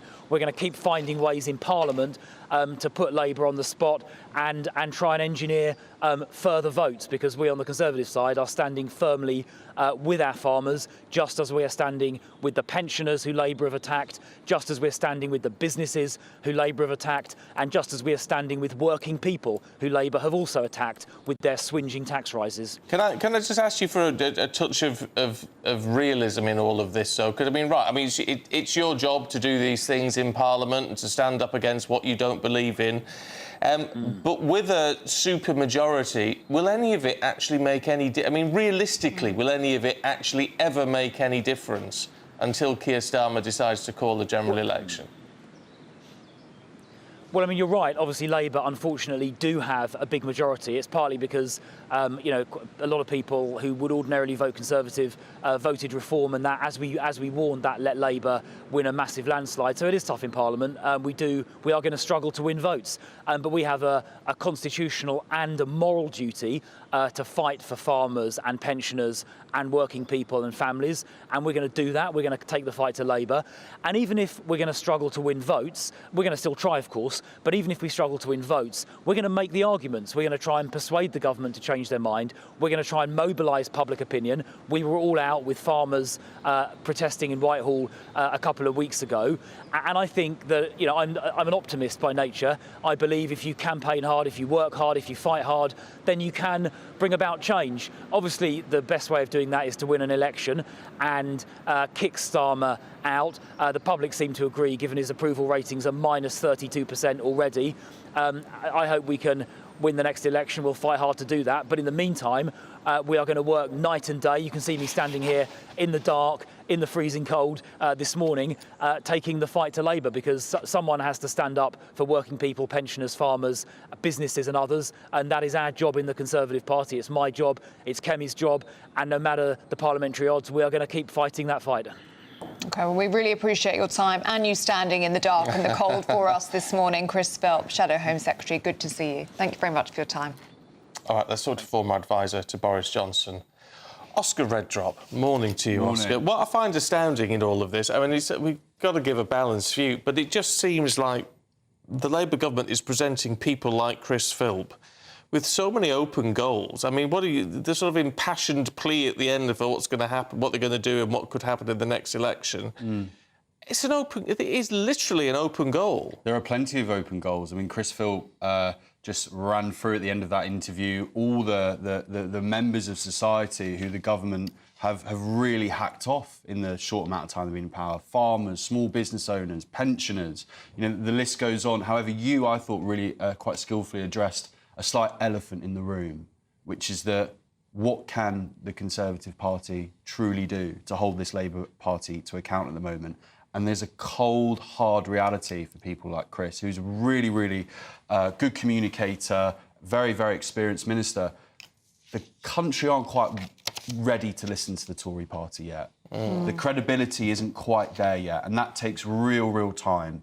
You know, you look at someone, particularly the lack of mention of immigration in this, you know, yet another reset from Keir Starmer today. Are the Tories best placed at the moment to really kind of drive home that wedge, to really take advantage of that open goal, as you put it? Probably not. It's probably at the moment handed over to someone like Nigel Farage and the Reform Party. So they're in a tricky place. People aren't quite ready to really take them seriously as yet. So they need to bide their time. The open goals will keep coming, though. because I just don't have a lot of faith. And I really actually don't say this, even though I used to work for Boris. I don't actually take a lot of pleasure in saying this, because I just want a good country that's functioning and doing well. But the Labour Party and Keir Starmer don't have a particularly good political antennae, an instinct where you don't have to workshop everything and do reviews and, you know, quangos and all this, like a leader that has an instinct and can just feel what the country needs and wants. He's just, not to be like, you know, Simon Cowell on The X Factor or anything, but he's just not, he just doesn't have it, in my view. He just does not have that X Factor, that thing that you can't teach. Well, he's not presenting it, is he? No, but in fairness, there is he's calmed things down, and Morgan McSweeney, the new chief of staff, I think has done a good job at calming things down after Sue Gray and all that kind of madness across the summer and early autumn. So, you know, the proof is going to be in the pudding, and I think the electorate, they're so tired of politicians not delivering. So tired of it. Yeah, OK. Oscar, we've got to leave it there. Good to see you today. Thank you. Thank you. Now, there's been a chilling warning from Chief of Defence Staff Admiral Sir Tony Radakin overnight, who said the world faces a third nuclear age. Speaking at the Royal United Services Institute lecture, he said China poses a major threat to the West. Well, it came only hours after Veterans Minister Alistair Cairns warned the British Army would be destroyed in 6 months to a year if it had to fight Russia. Let's talk to former British Army spokesperson Major Mike Shearer, who joins us now. Mike, good to see you, as always. I mean, look, in terms of the British Army not being able to last very long, that can't come as much as a surprise. The numbers are pitifully low. Well, as you well know, I've been banging on about this for about 18 months on this very show. And in fear of sounding boring, because I've said it all before, we could not fill Wembley with the British Army today. There would still be about 20,000 seats going if we were to try and do that. Now, in normal military parlance, it takes about 100,000 men-at-arms to constitute an army. We've got about 72,000 currently. Yeah, and this is the problem, isn't it? I mean, there's been such a focus on our armed forces being tech-driven and being driven by AI, but actually, if it came to a fight like the type we're seeing between Russia and Ukraine, we wouldn't last very long. Yeah, again, I've had this conversation with some of my chums that are very tech-centric. The notion of having a high-tech transformational army is all well and good, but it should be as well as, not instead of, boots on the ground, because there will always be a way of defeating tech, always. And at the end of the day, sometimes what you're left with is a man on the ground with a rifle and a bayonet, and that's what we need. I mean, we've fallen foul of peace, haven't we? In the sense that, you know, yes. Despite peace, you need a big big armed forces to maintain a peace. Exactly right. That old adage: if you want peace, prepare for war. And the reality is, it's an expensive business. I mean, we're listening to the Prime Minister, his plan for change and his priorities. I didn't hear anything about defence. And I'm afraid I'm not naive. I know there are competing departments for society to run. But at the minute, we're probably, well, not probably, in my opinion, we're living through the most perilous times since the Second World War. And we're in a new era as well, aren't we? I mean, we're seeing North Korea send thousands of troops to the front line in Russia. I mean, we're seeing these hostile states now starting to work together against the West. Indeed. And, you know, I think that has caught many people off guard what to do when they start ganging up like that. You know, I haven't heard much statement about that, about what the West are thinking. How will they augment Ukraine? I doubt it, with boots on the ground. but we certainly should be feeding them as quickly and as fast as we can with equipment to give them a fighting chance. OK, Mike, we've got to leave it there. But really, as always, it's really good to talk to you, get your perspective. Thanks very much indeed. Right, it's 19 minutes past 7. I've done it again. The French government has collapsed following a vote of no confidence in the Prime Minister, Michel Barnier, the 73-year-old. Now, the shortest-serving French Prime Minister since 1958, even shorter, would you believe, than Liz Truss's time as our Prime Minister. The vote was sparked after opposition to Michel Barnier's proposed budget for next year. A major manhunt is underway in New York after United Healthcare CEO Brian Thompson was shot on a Manhattan street. The shooting took place outside the hotel where his company was holding an investor meeting. Police have described it as a brazen, targeted attack. The assailant was last spotted in Central Park and has not yet been found. And try not to panic, but Guinness supplies are going to be rationed over the festive period as huge demand threatens to outstrip supply. Pub bosses have been told they face limits on how many kegs they'll get over Christmas.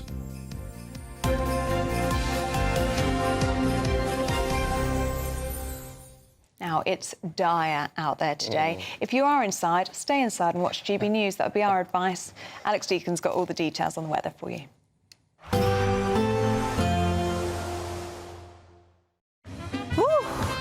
A chilly start will give way to a lovely, warm afternoon. Boxed heat pumps, sponsors of weather on GB News. Morning, welcome to your latest weather update from the Met Office here on GB News. A blustery, gusty day today.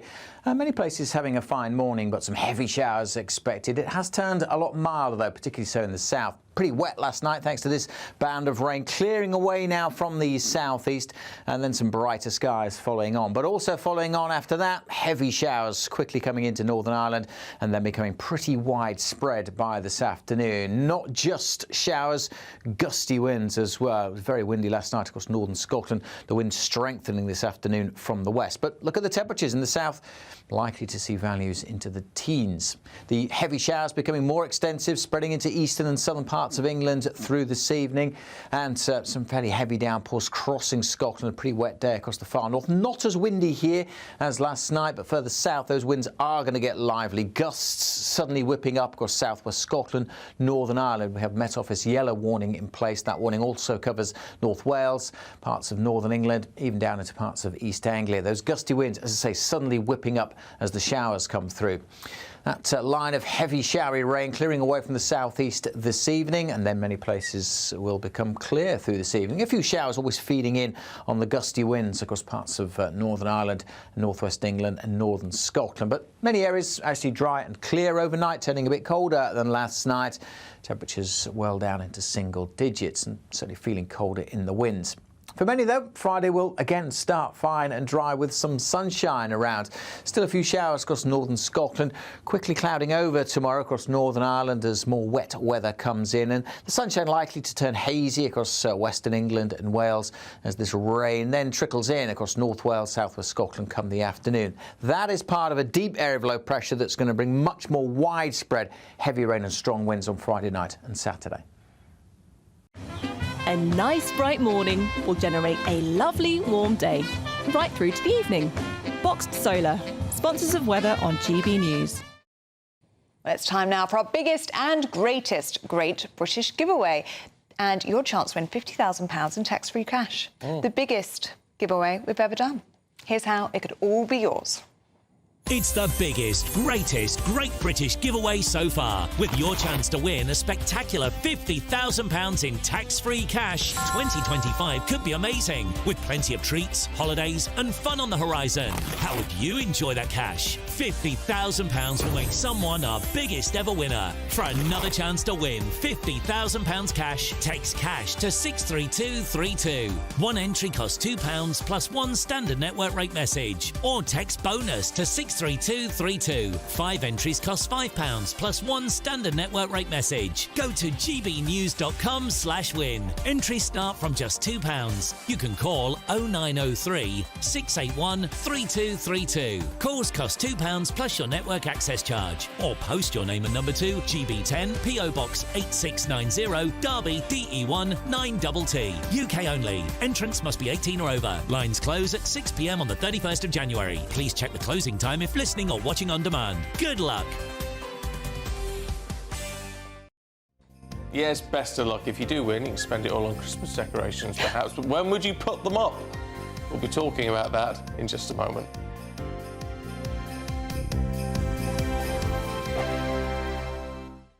Hi there, I'm Michelle Dewberry and I'm going to take a second to tell you all about my show, Dubes & Co. We start off with the issues of the day. We then bring in both sides of the argument. We get rid of the disrespect. And then you throw me into the mix. And trust me, I'll tell it exactly how it is. And then, of course, the magic ingredient, you at home. We mix it all together and what have we got, in my opinion, the best debate show in town. Monday to Friday, 6 till 7 on GB News, Britain's news channel. Why go out on a Friday night when Friday night comes straight to your home? Talking about? Join me and my A-team of top pundits. Chemistry tonight is electric. As we tackle the big stories of the day with wit, insight and fearless energy. Man of the people. It's all vibe. Just a filing cabinet on wheels with a tie on. So, order in Friday Night Live with me, Mark Dolan, every Friday at 8, only on GB News, the People's Channel, Britain's news channel. We're proud to be GB News, the People's Channel. And as you know, we always love to hear your views. Now, there's a new way of getting in touch with us at gbnews.com/your say. By commenting, you can be part of a live conversation and join our GB News community. You can even talk to me, Bev Turner, or any of the members of the GB News family. Every Saturday, 10 till 12, we'll bring you all of the news that you need to know. We'll also remind you that there is so much to smile about. It's my favourite time of the week. I get to relax, enjoy some light-hearted stories, and let Ellie teach me about fashion too. That's Saturday Morning Live, every Saturday, 10 till 12. Only on GB News, Britain's news channel. Nightmare commute? Kick it up a gear with GB News Radio. You can listen online and on DAB+ and on the GB News app. We're also on TuneIn and the Radio Player app. From the school run to rush hour, get revved up with GB News Radio. We are the People's Channel, Britain's news channel. Welcome to State of the Nation, daily plunge into the stories shaping our country. I'm Jacob Rees-Mogg, and Monday to Thursday we bring you the insights, the facts, the truth about how our country is being governed. Because what happens in Downing Street matters down your street. Tune in to State of the Nation every Monday to Thursday, 8 to 9 o'clock. Only on GB News, the People's Channel, Britain's news channel.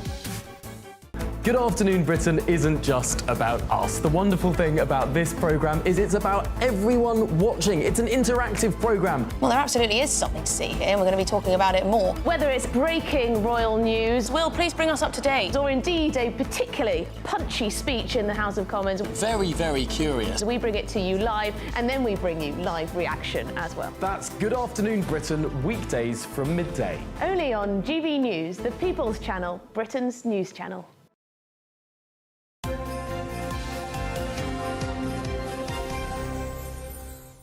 Now, we've been having this debate this morning, haven't we? We have. It's a big question. How early is too early to put your Christmas decorations up? Now, if you're me, well, yes. I'd say early November's too early. Right. Late November's OK. OK. Well, research reveals that a third of Brits decide to embrace the Christmas spirit even earlier than normal and do begin decorating in November. So, does decorating early oversaturate the festive season? It's a question for consumer expert Kate Hardcastle, who joins us now. Good to see you, Kate. When is the right time to put up your Christmas decorations? Good morning, Ellie and Stephen. I'm afraid I can't answer that question. That is down to you, because the thing is, it is that personal choice. So many more of us are, though, doing it. And it's got a little phrase, it's called the Christmas creep. And it's the idea that Christmas is getting a little bit earlier each year. And that might be your playlist and your music. Maybe you're downloading the Christmas songs sooner, or it might be that you're decorating. And I think the wonderful thing about this story, which is research from Temu, is that you are seeing communities and neighbourhoods light up a lot more. The look and feel of it's becoming a bit more extravagant, a lot brighter, a lot more fun. And that's just bringing joy to so many. Indeed, 60%, I think, of people were saying that their neighbourhood feels more welcoming when all of this happens. And although mine aren't up, I'm with you, Ellie, I'm not sure it's the right time for me. I absolutely love going and looking at everyone else's. We think it's fantastic as a family. So I actually think it brings the joy sooner. What about this sort of sense that because people are feeling a bit hard done to, they're feeling stretched in the pocket, they're feeling a bit fed up with the way things are, that it's just a way of cheering ourselves up? Completely. I mean, Yorkshire lass here, but let's be real about it. It doesn't cost you anything ever to look at the Christmas windows in the shops, to have a look around the neighbourhoods with the kids and see the twinkling and the lights. And we've been driving home every night and the lights have been coming. There's almost a bit of a competition, I think, in some of the neighbourhoods. So we're looking at the big Grinches, we're looking at all the twinkling lights and we're seeing them getting bigger and better. And we're kind of giving them scores out of 10. It's become a bit of a thing in our household. So I love the fact that you're right, Stephen. It's a joy for like nothing. You don't have to pay. You don't have to ask to look at it. It's there for your perusal. But at the same time, I think it's very much about the case of feeling that whatever you feel is right for your household is the right thing to do. And I don't think we should be judgy about people who decide they're going to go early with Christmas, because these are hard times. They're very challenging years. And I completely understand why people want to get to the end of that year and think, I'm having a bit of a blowout, and be that buying an advent calendar for ourselves as an adult, which is happening more and more, or putting your decks up. Why not? Oh, that's a good point to end on. Kate Hardcastle, thank you very much. Good to see you. I love my advent calendar. Do you? My mum still buys me one every year. Oh, right. I got told off for not having one this year, but I said we're not children. Oh, no, I think you should get yourself one. Kate just said. A bit late now. It's a small joy. I tell you what I am enjoying, though, is the GB News advent calendar, because as we count down... No, I'm serious as well. Yeah. I mean, I'm really enjoying it, because as we count down to Christmas Day, we're hearing from ministers across the country with a special message every day. The GB News Advent Calendar, Day 5. Hi, it's Josh from the Send, UK and Ireland. Do you feel you need renewal in your life? Imagine a barren garden in winter, its branches appearing lifeless. Yet with spring, life bursts forth. Blossoms bloom and the garden transforms into life. The prophet Isaiah speaks of the branch of the Lord as a beautiful and glorious vision of renewal. Christmas is like spring for our souls. It's a time when God, through Jesus, brings life to what feels barren within us. Perhaps this year has left us tired, even hopeless. Yet, the message of Christmas is that renewal is possible. Like a gardener, God nurtures us, planting seeds of hope and life and peace and love through Jesus. Let this season be your call to renew again. What in your life needs God's renewal today? Merry Christmas.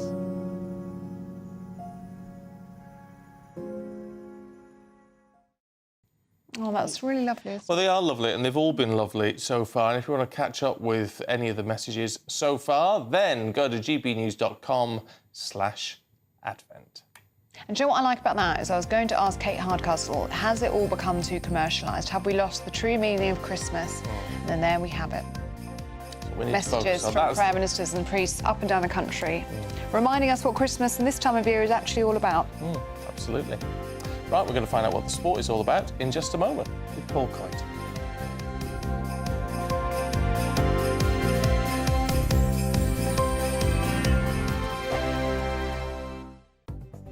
The latest GB News travel.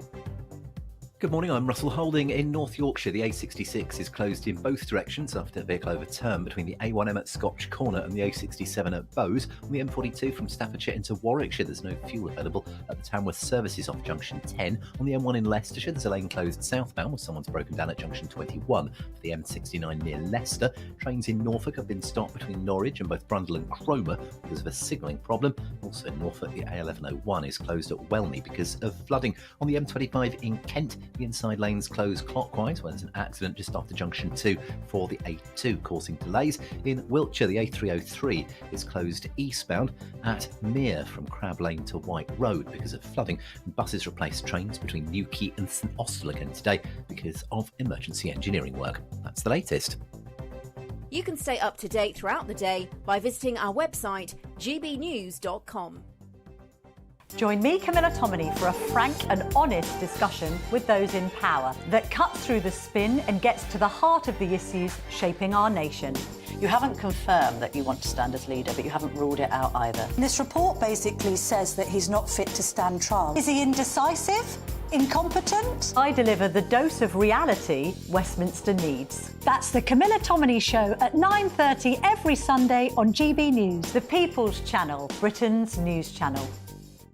Why go out on a Friday night when Friday night comes straight to your home? Talking about? Join me and my A-team of top pundits. Chemistry tonight is electric. As we tackle the big stories of the day with wit, insight and fearless energy.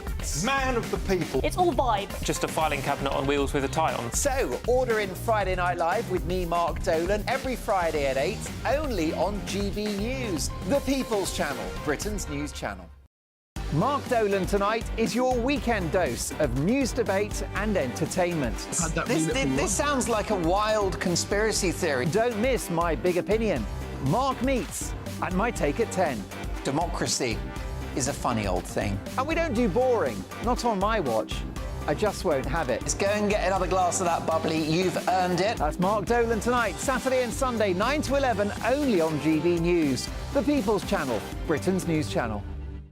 If you want your news to be straight talking... This is the nightmare for the Conservatives again. Down to earth. It's not just Nottingham where this is happening, is it? And most importantly, honest. Hard-working, middle-class taxpayers, they'll get their book thrown at them. Then catch me, Martin Daubney, Monday to Friday, 3 till 6 p.m. on GB News, Britain's news channel.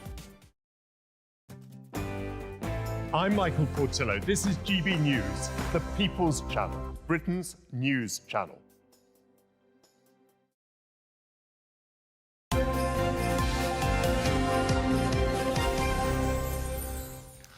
7:36, Paul Coyte's here, good morning. Good morning. Spare a thought for the footballers this Christmas because they don't really get a Christmas. They're very tired, aren't they? They have to train on Christmas Day and don't really get a decent Christmas. They have to go out and play all over the country. Actually, they don't. To be fair, they don't, do they?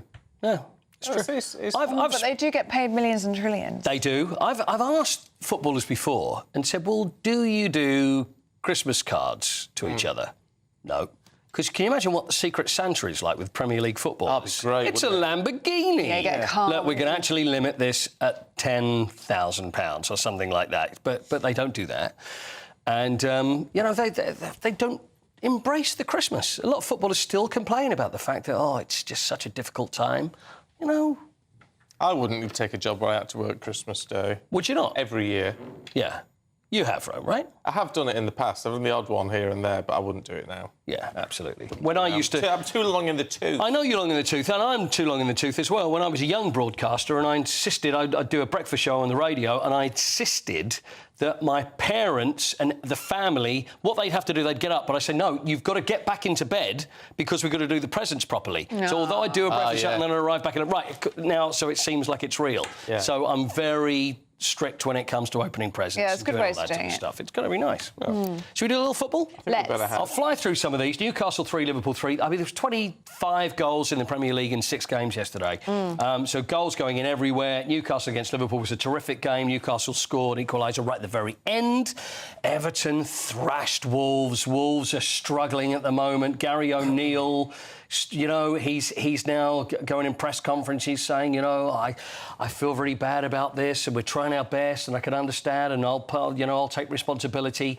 It sounds like a manager that's on his last legs, just a bit like Julian Lopetegui at West Ham. So, worrying time for him. Arsenal are looking very good. They beat Manchester United 2-0. Man City are back again.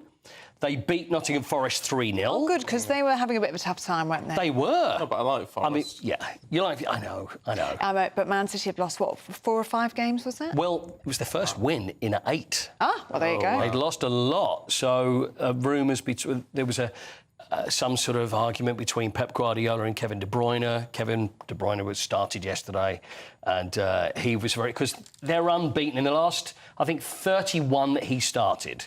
They've not lost. But then again, that was Manchester City anyway, before the load that they lost. Yeah. Villa won 3-1 against Brentford. Southampton won. Chelsea 5, and Mark Cucurella got his hair pulled. And the captain, Jack Stevens, who actually pulled the hair of Mark Cucurella, was sent off. Because you can't be pulling hair. No, it's not allowed. It's a red card offence. Well, I'm not surprised, to be fair. Yeah. Thomas Tuchel is going to be... I love this. Is he getting paid? Because he's starting his duties 3 weeks early. Yes. Will he get 3 weeks of it? He's only going to a draw. I know, because it's the World Cup draw, the qualifying draw, which happens in Zurich. So they It'll thought... be a nice Christmas trip. He should, it's lovely. Go to Zurich before Christmas. Yeah, lovely. Very nice. So I don't know whether they're going to start paying him early for this, like you say. I'm not sure. But he should be there for the draw. I mean, I thought he should have been there for the last games, even though he'd been appointed. And, no, he's not actually starting until January.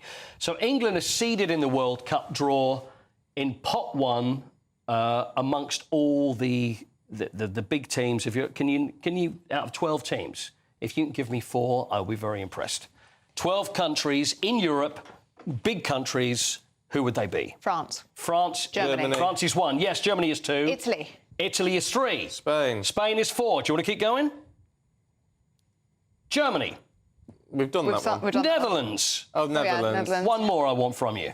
Oh, Lord. Denmark, Portugal, Croatia. Oh, Portugal. Yes, very good. Where's Tintin from? Belgium. Correct. Where's all the mountains? Where was he going for the draw? Switzerland. Zurich. And Austria was the final one. Lovely. So there we are. Very good. Well, that's the way they're going to do the draw, by the way, in a very similar fashion. Yeah, if you can think of the country, then you'll be in the pot. Finally, sumo wrestling. Yeah, go on quickly. Come on, let's have a look at this. Sumo wrestling is coming to the UK only once in the sport's 1,500-year history. Tradition's been changed, and this happened in London yesterday. This is getting ready. Oh, blimey, that doesn't look like sumo. That just like... That's a man doing the... large man doing the splits. What is it? Is this rehearsed, or is he just warming himself up? Or is he just showing off?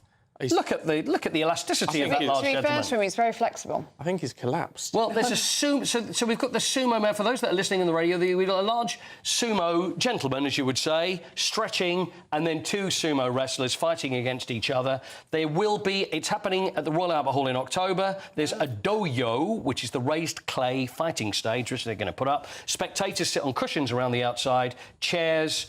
just outside there, and it'll be October the 15th to the 19th. There will be 20 bouts, and it hasn't happened, well, once in 1,500 years, and it's going to happen again in October. Right, excellent. There's the event.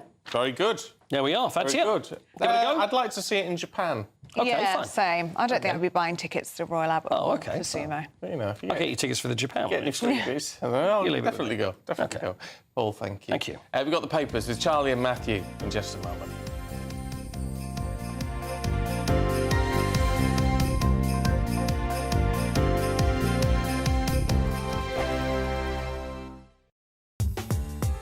I'm Christopher Hope. From pop stars to politicians, I'll interview anybody in a pub who's got a political opinion. Join me every Friday on Spotify, Apple Podcasts, YouTube or gbnews.com, or wherever you get your podcasts.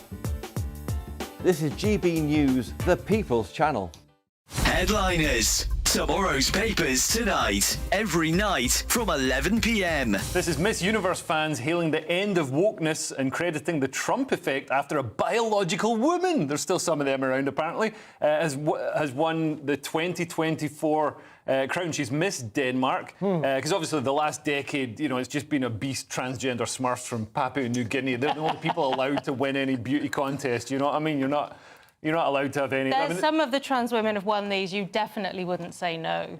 Honestly, I've seen but I've seen some of them that didn't, and some that were clearly just there out of have there been more than one trans woman? Has one mishap? I didn't realise this. Yeah. Okay, I've got a chart at home.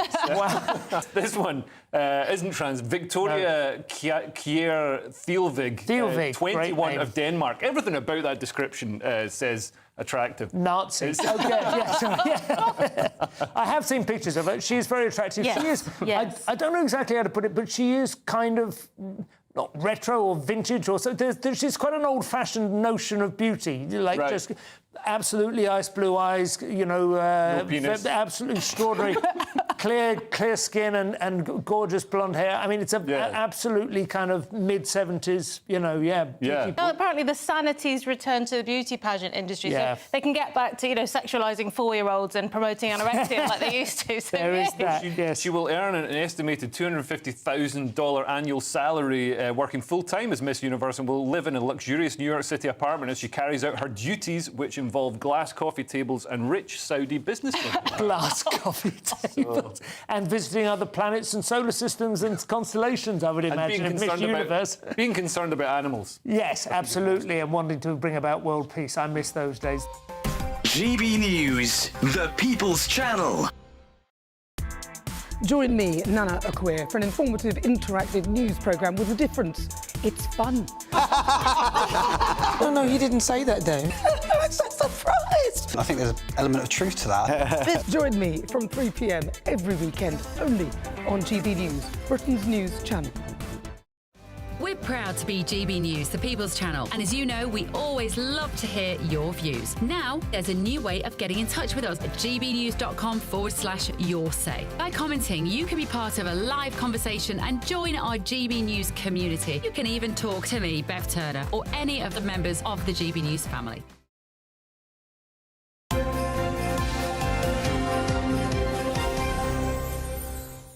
7:45, time for the papers with former advisor to Michael Gove, Charlie Rowley, and former Labour advisor Matthew Torbett. Good to see you both this morning. Matthew, let's have a look at the British Army and the Daily Mail. I'd rather we didn't. Wow. One of the ministers come out and said that we would last between 6 and 12 months if we were on a war footing tomorrow. I can't say I'm overly surprised. Charlie won't like to be reminded that the Conservatives cut the British military, the British Army even, not even the military, to its the lowest figures since the Napoleonic era. Since Napoleon was knocking about, that's what we've got. And they cut 10,000 troops in total when they were in power. Also, I don't know if it's a good idea to be telling the world this, though. I feel like we're probably as close to being at war than we have been probably since, the Falklands. And the head of the army gave a speech last night at some dinner or another, I assume, in saying pretty similar things, that actually the rules-based consensus isn't really there at the moment when he looks at democracies such as China, North Korea, and similar sort of places. So I'm not sure it's the wisest idea. And if he's trying to make a political point, I understand it, but also don't tell your enemies we haven't got anyone left. Charlie, what do you think? Well, I think that's funny. When I first heard that it was the minister that sort of announced this, I thought, well, here we go, another great move by the Labour government. But then it was backed up by the head of the defence, I think, Sir Tony Radkin. And I can understand if you're trying to appeal to the Prime Minister and to the Treasury and to others to make sure that you get the money in order to get more boots and training and the equipment that you need. That's one way of going about it.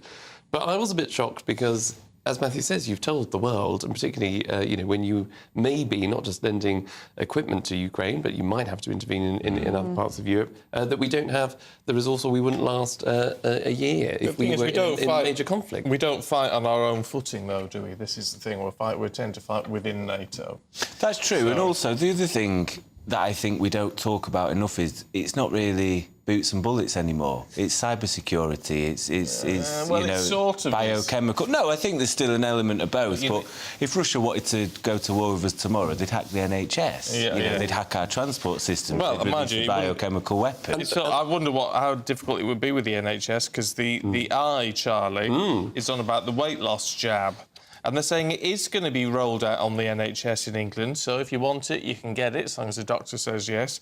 But in typical NHS fashion, it will take 12 years before everyone who wants it gets it. Yes, and I don't disagree with that, I have to say, because whilst there have been the clinical trials and whilst it's come on stream, and I think if you are in a particular situation where obesity is obviously clearly having a detrimental impact on your life in a serious way, so heart attack, stroke, we all know the negative sides of being unhealthy and being obese, or particularly if you're a young person that needs that treatment early, then I can understand it. However, I think the cost of just that it would be for the NHS just to bring this on stream to absolutely anybody that was had a slightly over body mass index of whatever you need. 35. 35. Then I think, because we're in such an age where people are reaching for the Ozempic rather than the apple or orange to keep your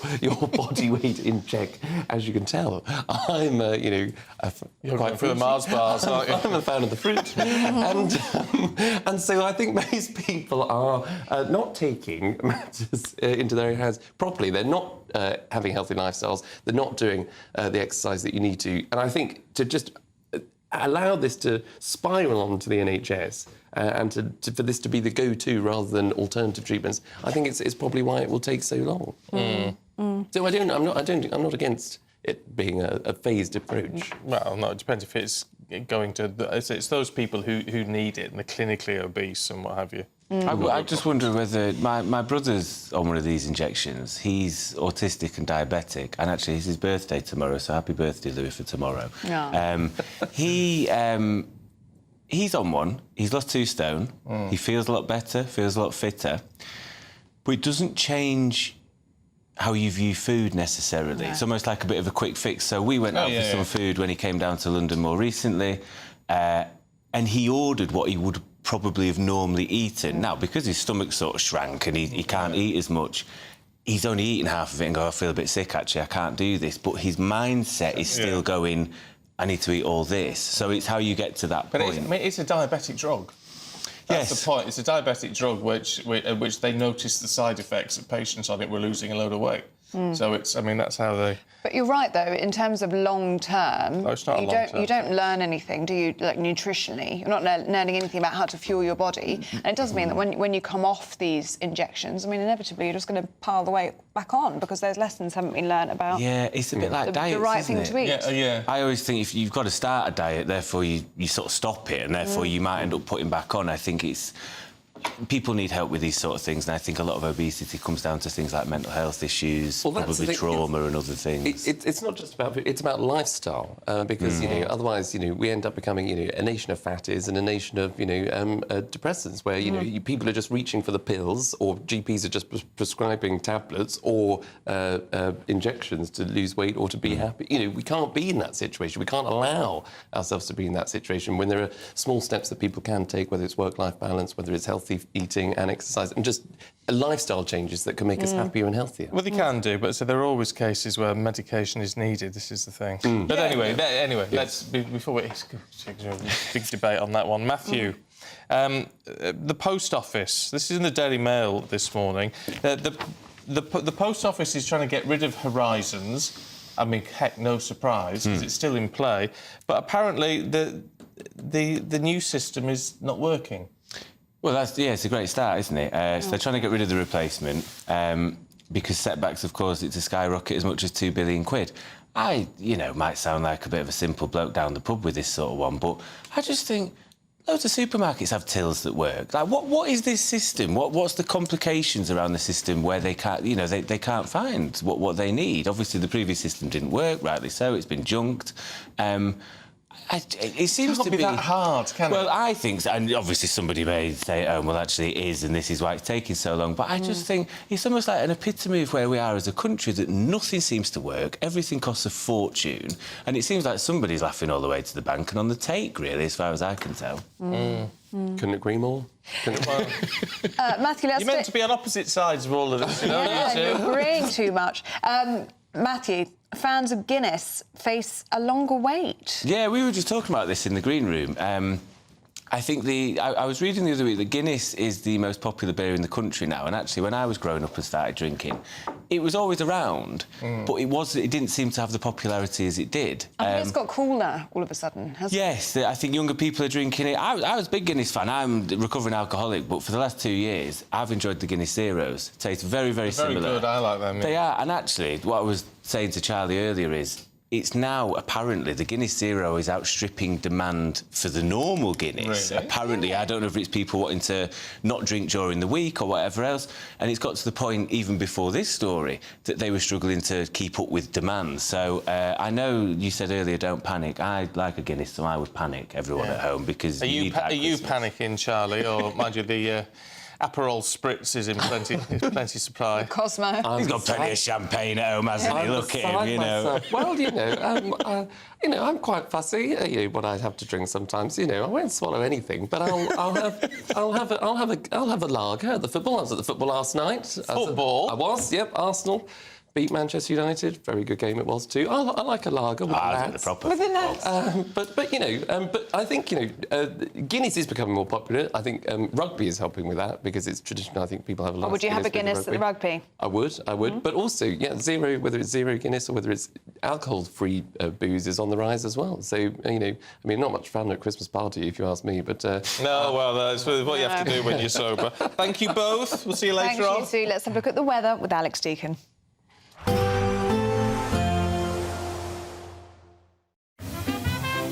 Heavy showers first thing will be followed by a warm, cosy day. Boxed Boilers, sponsors of weather on GB News. Morning, welcome to your latest weather update from the Met Office here on GB News. A blustery, gusty day today. Many places having a fine morning, but some heavy showers expected. It has turned a lot milder, though, particularly so in the south. Pretty wet last night, thanks to this band of rain clearing away now from the southeast, and then some brighter skies following on. But also following on after that, heavy showers quickly coming into Northern Ireland and then becoming pretty widespread by this afternoon. Not just showers, gusty winds as well. It was very windy last night across northern Scotland. The wind strengthening this afternoon from the west. But look at the temperatures in the south. Likely to see values into the teens. The heavy showers becoming more extensive, spreading into eastern and southern parts of England through this evening, and some fairly heavy downpours crossing Scotland. A pretty wet day across the far north. Not as windy here as last night, but further south those winds are going to get lively. Gusts suddenly whipping up across southwest Scotland, Northern Ireland. We have Met Office yellow warning in place. That warning also covers North Wales, parts of northern England, even down into parts of East Anglia. Those gusty winds, as I say, suddenly whipping up as the showers come through. That line of heavy showery rain clearing away from the southeast this evening, and then many places will become clear through this evening. A few showers always feeding in on the gusty winds across parts of Northern Ireland, northwest England and northern Scotland. But many areas actually dry and clear overnight, turning a bit colder than last night. Temperatures well down into single digits and certainly feeling colder in the winds. For many, though, Friday will again start fine and dry with some sunshine around. Still a few showers across northern Scotland, quickly clouding over tomorrow across Northern Ireland as more wet weather comes in, and the sunshine likely to turn hazy across western England and Wales as this rain then trickles in across North Wales, southwest Scotland come the afternoon. That is part of a deep area of low pressure that's going to bring much more widespread heavy rain and strong winds on Friday night and Saturday. Expect a warm front, moving from the kitchen right through to the rest of the house. Boxed Boilers, sponsors of weather on GB News. The latest GB News travel. Good morning, I'm Russell Holding. The A1M in North Yorkshire is blocked northbound by an accident between junctions 57 and 58 near Darlington, causing queues. And also in North Yorkshire, the A66 is closed each way, where a vehicle overturned between junction 53 of the A1M at Scotch Corner and the A67 at Bowes. On the M6 from Merseyside into Cheshire, the outside lane's closed southbound. There's an accident between junctions 22 and 21A from Newton Willows to the M62, causing delays. The M42 from Staffordshire into Warwickshire is blocked each way for an investigation between junctions 10 and 11 between Tamworth and Burton-upon-Trent. On the M1 in Leicestershire, there's a lane closed southbound where someone's broken down at junction 21 for the M69 at Leicester, causing delays. In Cambridgeshire on the A14, there's a lane closed eastbound where a car's broken down between junctions 25 and 31 towards the M11 near Cambridge. And in Wiltshire, the A303 is closed eastbound at Mere because of flooding. 7 News. You can stay up to date throughout the day by visiting our website, gbnews.com. It's the biggest, greatest Great British giveaway so far, with your chance to win a spectacular £50,000 in tax-free cash. 2025 could be amazing, with plenty of treats, holidays and fun on the horizon. How would you enjoy that cash? £50,000 will make someone our biggest ever winner. For your chance to win, text cash to 63232. One entry costs £2 plus one standard network rate message, or text bonus to 63232. 5 entries cost £5 plus one standard network rate message. Go to gbnews.com/win. Entries start from just £2. You can call 0903 681 3232. Calls cost £2 plus your network access charge. Or post your name and number to GB10 PO Box 8690 Derby DE1 9TT. UK only. Entrance must be 18 or over. Lines close at 6 p.m. on the 31st of January. Please check the closing time if listening or watching on demand. Good luck. This is Britain's Newsroom, where your voice matters. It's just astonishing. With expert analysis and honest opinion, we don't just keep you informed. We bring you unique perspectives you won't see anywhere else. Can't argue with any of that. When the news happens, it happens here. On Britain's Newsroom, weekdays from 9:30 a.m. Only on GB News. If you want your news to be straight talking, This is a nightmare for the Conservatives again. down to earth, It's not just Nottingham where this is happening, is it? and most importantly, honest, Hard-working, middle-class taxpayers, they'll get the book thrown at them. then catch me, Martin Daubney, Monday to Friday, 3 till 6 p.m. on GB News, Britain's news channel. Every Saturday, 10 till 12, we'll bring you all of the news that you need to know. We'll also remind you that there is so much to smile about. It's my favourite time of the week. I get to relax, enjoy some light-hearted stories, and let Ellie teach me about fashion too. That's Saturday Morning Live, every Saturday, 10 till 12. Only on GB News, Britain's news channel.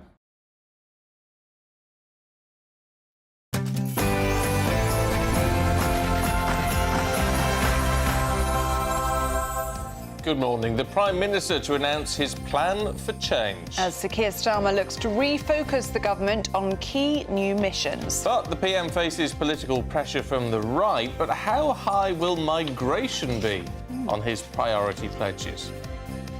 Farmers' fury as dozens of rural Labour MPs are voted to back the MP's tax rate on family farming inheritance yesterday as they plan more protests. The era of stability is over. The Chief of Defence Staff warns China is now a nuclear threat to the West. France plunged into political crises as their Prime Minister Michel Barnier loses a vote of no confidence, seeing his government collapse. Work-shy Whitehall? Surely not. As more companies move employees back into the office, the number of civil servants working from home has risen sharply. And in sport this morning, 25 goals were scored in 6 Premier League games last night, with 2 more this evening. Thomas Tuchel starts his England job a little early, and Wrexham have another Hollywood fan.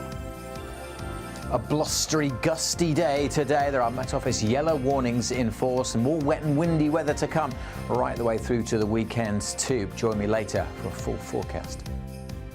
It's just gone 8 o'clock. I'm Stephen Dixon. I'm Ellie Costello, and this is GB News Breakfast.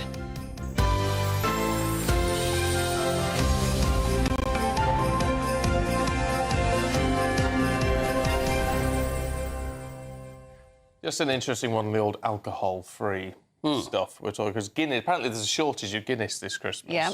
And apparently Guinness Zero is sort of outselling real Guinness. Tim says Guinness Zero should be sold in cafes, not pubs. Cafes. Pubs should be for selling proper alcohol. Oh! I used to like proper pubs with alcohol, smoking and darts. People don't like it, don't go. But the woke are easily offended. Was that sent in 1972, by the way? I didn't know there was email. But I'll tell you what, when I was a drinker, Tim, I would have agreed with every word of that. Right. I would have agreed with that. I really would. But now that I don't drink, I don't, because then you stop. If you don't drink, you don't go to pubs, really, because you get fed up of drinking water or Coke or whatever. So now I can go and have a beer. And it feels like having a drink, and it's nice. I can go and socialise and be with people who are drinking. Right. See, look, if he's a smoker And there were the days where you could have a fag in the pub and that was it, and you have to go outside. OK, but why should it make any difference to him that they sell non-alcoholic beer when you can still have your beer with your alcohol? Yeah. Is it because everybody needs to be drunk at the same time? So why should that? It shouldn't make any difference to you. And some people just don't want to drink because they're driving that does night, make it or they've got easier. work early in the morning. You know, Well, as I lots of say, reasons why you wouldn't choose to drink. I'm sort of on the opposite side of this to Tim, but I would have agreed with him back in the day. Right. Isn't it funny how your opinion changes? Because there were days when the beer would taste completely different than non-alcoholic, but these days... No, it's very good. Yeah. Yeah, It's but very Steve good. agrees, saying alcohol-free drinking is laughable. Yes. Well, I don't know. Some people just don't want to drink. I haven't had a drink in 20 years. I'm not going to start again now. No. Oh, June's sent in a lovely message saying, she has. GB News, what a wonderful idea it is having the Christmas Advent messages read by religious ministers. It's absolutely beautiful. That was sent 1 minute ago and 10 people have liked it already. Yeah. I agree. I'm really, really enjoying that. Yeah. And you don't see things like that on the telly in this country really Not anymore, anymore, do you? no. So it's really refreshing. Really nice. Right, should we crack on with the Prime Minister? Shall we? I think we should, because today, it's a big day today, he's unveiling a plan for change. He's setting new targets, only they're not called targets, they're called milestones, to reset his government's agenda. Well, it comes as Sir Keir Starmer's approval ratings have plummeted. It was up 7 in the aftermath of the election, now minus 29 points. Well, amongst the milestones we're expecting from the Prime Minister today include promises on the economy, the environment, crime, the NHS and barriers to opportunity. Yes, but the question remains, will migration appear as one of the PM's top pledges? As, of course, he's facing further pressure on this from the Tories and from Reform. Let's talk to our political correspondent, Olivia Utley, who's here. Morning, Olivia. Morning, Liv. I mean, when you want to address what is concerning the British people, I mean, some of those issues, yes, absolutely, but for migration not to be on the list seems extraordinary. I mean, it's a really, really interesting omission, and I expect he's going to be pulled up on that quite a lot in the coming days. It's fascinating, really, that the Prime Minister is even doing this reset just sort of 5.5 months into his first term in office with that enormous majority, just 4 seats short of what Tony Blair won in 1997. The idea behind these 6 missions, and it's all very confusing because during the election he talked about 5 pledges. We were all baffled this morning about where these 6 missions have come from. Basically, these 6 missions are trying to sort of pin down some more deliverable, more tangible targets based on those 5 missions before. So I'll just run through them very quickly. Raising real household disposable income, ensuring 75% of children are school-ready by reception, recruiting 13,000 police officers, building 1.5 million homes and treating 92% of NHS patients within 18 weeks of treatment. Oh, and decarbonising the electricity grid by 2030. Now, there are a mixture of some things which are really quite perhaps easy. 75% of children school-ready by reception. Well, it's 67% at the moment, and that's because of the COVID hangover. We would expect that to go up naturally anyway. Some of them are much more difficult, those 13,000 police officers, although, again, it feels as though that one's caveated a bit. Chris Philp, the Shadow Home Secretary, says that 2/3 of them won't actually be police officers. They'll be special constables, etc., etc. 10,000 are already been pre-promised, so it's on the additional 3,000 actually. Exactly. It reminds you a little bit of the Boris Johnson 40 new hospitals. As for raising real household income, I mean, that's all very well, but it looks as though, we're just trying to get to the bottom of it, but it looks as though Keir Starmer is choosing to have this as a target rather than Britain be the fastest growing country in the G7. That's what he said during the election. That's now morphed into this real incomes target. Is that because it's now looking increasingly unlikely that Britain will be the fastest growing nation in the G7? So again, feels as though that could be a little bit of a cop-out. Then you get into what isn't in there. Migration is the really, really obvious one. And then, of course, defence as well. During the election campaign, the Conservatives said that they would raise defence spending to 2.5% of GDP. Most of the top army officials in the country are saying that it should be 3%, it should be much higher. Keir Starmer still hasn't said when. He said he'd like to get it to 2.5% of GDP, but we haven't yet heard a specific target. And again, today, he's not coming out with one. So I think what lots of people are going to be focusing on today is the glaring omissions from this six missions speech. Migration and defence, most obviously. Yeah, glaring omissions, but also lessons haven't been learnt from Rishi Sunak's 5 promises, have they? I mean, you're making a rod for your own back, aren't you, if you're asking the electorate to hold you to account to these 5 or 6 promises. And if you fail, then what happens next? Well, absolutely. I mean, I was sitting there in January 2023 in front of Rishi Sunak when he made that speech. And at the time, there were journalists like me saying, well, some of those are really quite easy. Interest rates are going to go up anyway. Inflation's going to go down anyway. All of these things are really quite doable. Of course, NHS lists are going to shrink after COVID, etc., etc. And actually, when it came to it, he really, really struggled to achieve those. And I think that is a large part of why he did quite so badly in the general election. Apart from the economy, where he could say there was progress, it was difficult to say that he'd made any progress on any of those targets. And because he'd made them so specific, that was very, very obvious. I think Keir Starmer might be making a similar mistake. He might be. Olivia, thank you very much indeed. And that is it from you. Yes. Isn't it, for a while? It is. I'm off on maternity leave today. I'm so excited for you. And when are you due? Christmas Day. Going to have a Christmas miracle. A Christmas miracle. Well, it will be. It's not a miracle. Oh, it is. It is. Oh, it's going to be amazing. Well, I hope he or she is here before Christmas, because it would be the best Christmas present. Me too. It'd be lovely. Well, just enjoy. Thank you. We'll miss you. When they are here. See you in September. All right, we look Well, come forward and to it, visit before Olivia. then with baby, please. We will. Please. Very good. Oh, well, that's nice. nice It's something news, to smile isn't about, it? isn't it? It's Yeah. something to smile about. A new life in the world is a wonderful thing. Now, the French government, it's not something to smile about, has collapsed. The French Prime Minister, Michel Barnier, has lost a vote of no confidence. Yes, this means the 73-year-old has become the shortest-serving French Prime Minister since 1958. Even shorter, would you believe, than Liz Truss's time as the UK Prime Minister. Well, the vote was sparked after fierce opposition to Mr Barnier's proposed budget for next year, which he was trying to force through on a presidential decree. Well, GB News reporter Adam Cherry joins us now. Good to see you this morning, Adam. This is absolute chaos, isn't it? It is, yes, and it's not going to let up anytime soon because they can't have another general election, parliamentary election, until next July. So whoever comes next, President Macron has to appoint a successor to Michel Barnier as Prime Minister.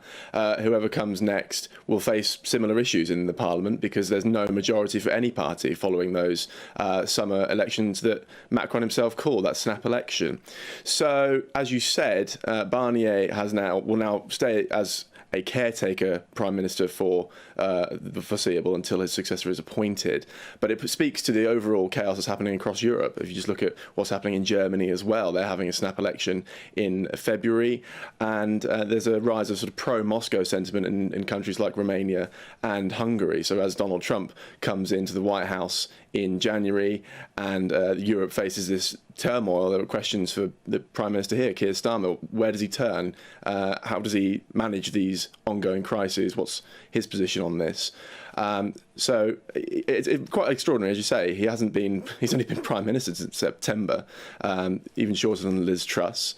And like I said, whatever happens next, it won't be easy, and Macron is under serious pressure, even though he himself cannot be ousted. He has his next general election, presidential election in 2027. Nonetheless, it's pretty extraordinary stuff. There are questions, aren't there, as to whether there could be some moves to get him out. I mean, I know Marine Le Pen is not saying she wants Macron removed at this point, but, I mean, doesn't mean the pressure won't build at some point in the future. Yeah, Le Pen, that's an interesting one. She released a quote yesterday after the result of the no confidence motion, which is overwhelming, by the way. And she said, I'm not asking for the resignation of Emmanuel Macron. However, if we do not respect the voice of voters and show respect for political forces and respect for elections, then the pressure on Emmanuel Macron will obviously be stronger and stronger. And of course, she has an eye on 2027. She's facing her own political problems to do with corruption, and she may be in jail by the time these presidential elections roll around. So it's not necessarily her who will benefit, but nonetheless, her party, the right-wing party, of course, are delighted about this. It sows division, it sows chaos, and makes Macron look weaker and weaker. And they joined forces with the left-wing coalition here to bring down this centrist prime minister. It's quite an extraordinary enemy of my enemy is my friend sort of politicking. Yeah. Adam Cherry, good to see you. Thank you very much. All right, it's 13 minutes past 8. Let's have a look at some of the other key stories happening this morning. There's been a chilling warning from Chief of Defence Staff Admiral Sir Tony Radakin, who has warned the world faces a third nuclear age. He was speaking at the RUSI lecture overnight, and he said China now poses a major threat to the West. His warning came only hours after the Veterans Minister Alistair Cairns warned the British Army would be destroyed in 6 months to a year if it had to fight Russia. A major manhunt's underway in New York after the boss of United Healthcare, Brian Thompson, was shot on a Manhattan street, taking place outside the hotel where his company was holding an investor meeting. Police calling it a brazen, targeted attack. The assailant was spotted in Central Park but has not yet been found. And don't panic, but Guinness supplies are set to be rationed over the festive period as huge demand for the Irish Stout threatens to outstrip supply. Pub bosses have been told they face limits now on how many kegs they will receive at Christmas time.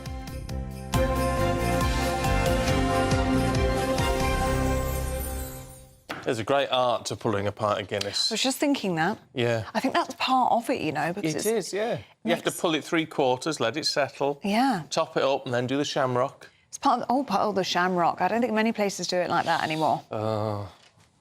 But it's part of the experience if you're ordering a Guinness to watch them make it. Oh, yeah. It's lovely. It's fun. And not many people can do it right, actually. No. Including myself. Can't see you as a barmaid. No. No. Just spend the whole time yapping. She would do. And not a lot of time pouring. OK. Which is no good, is it? No good. Right. I'll tell you what is pouring. Very good. It's the weather. Very it's dreadful outside. Let's get the details with Alex.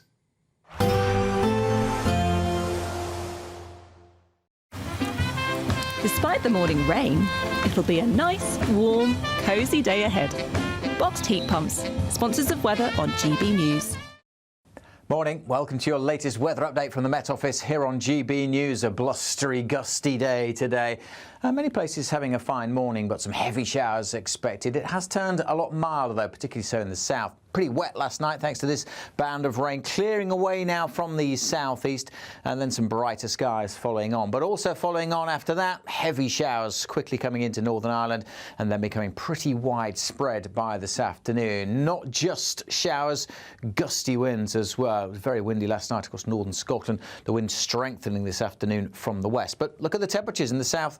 Likely to see values into the teens. The heavy showers becoming more extensive, spreading into eastern and southern parts of England through this evening, and some fairly heavy downpours crossing Scotland. A pretty wet day across the far north. Not as windy here as last night, but further south those winds are going to get lively. Gusts suddenly whipping up across southwest Scotland, Northern Ireland. We have Met Office yellow warning in place. That warning also covers North Wales, parts of northern England, even down into parts of East Anglia. Those gusty winds, as I say, suddenly whipping up as the showers come through.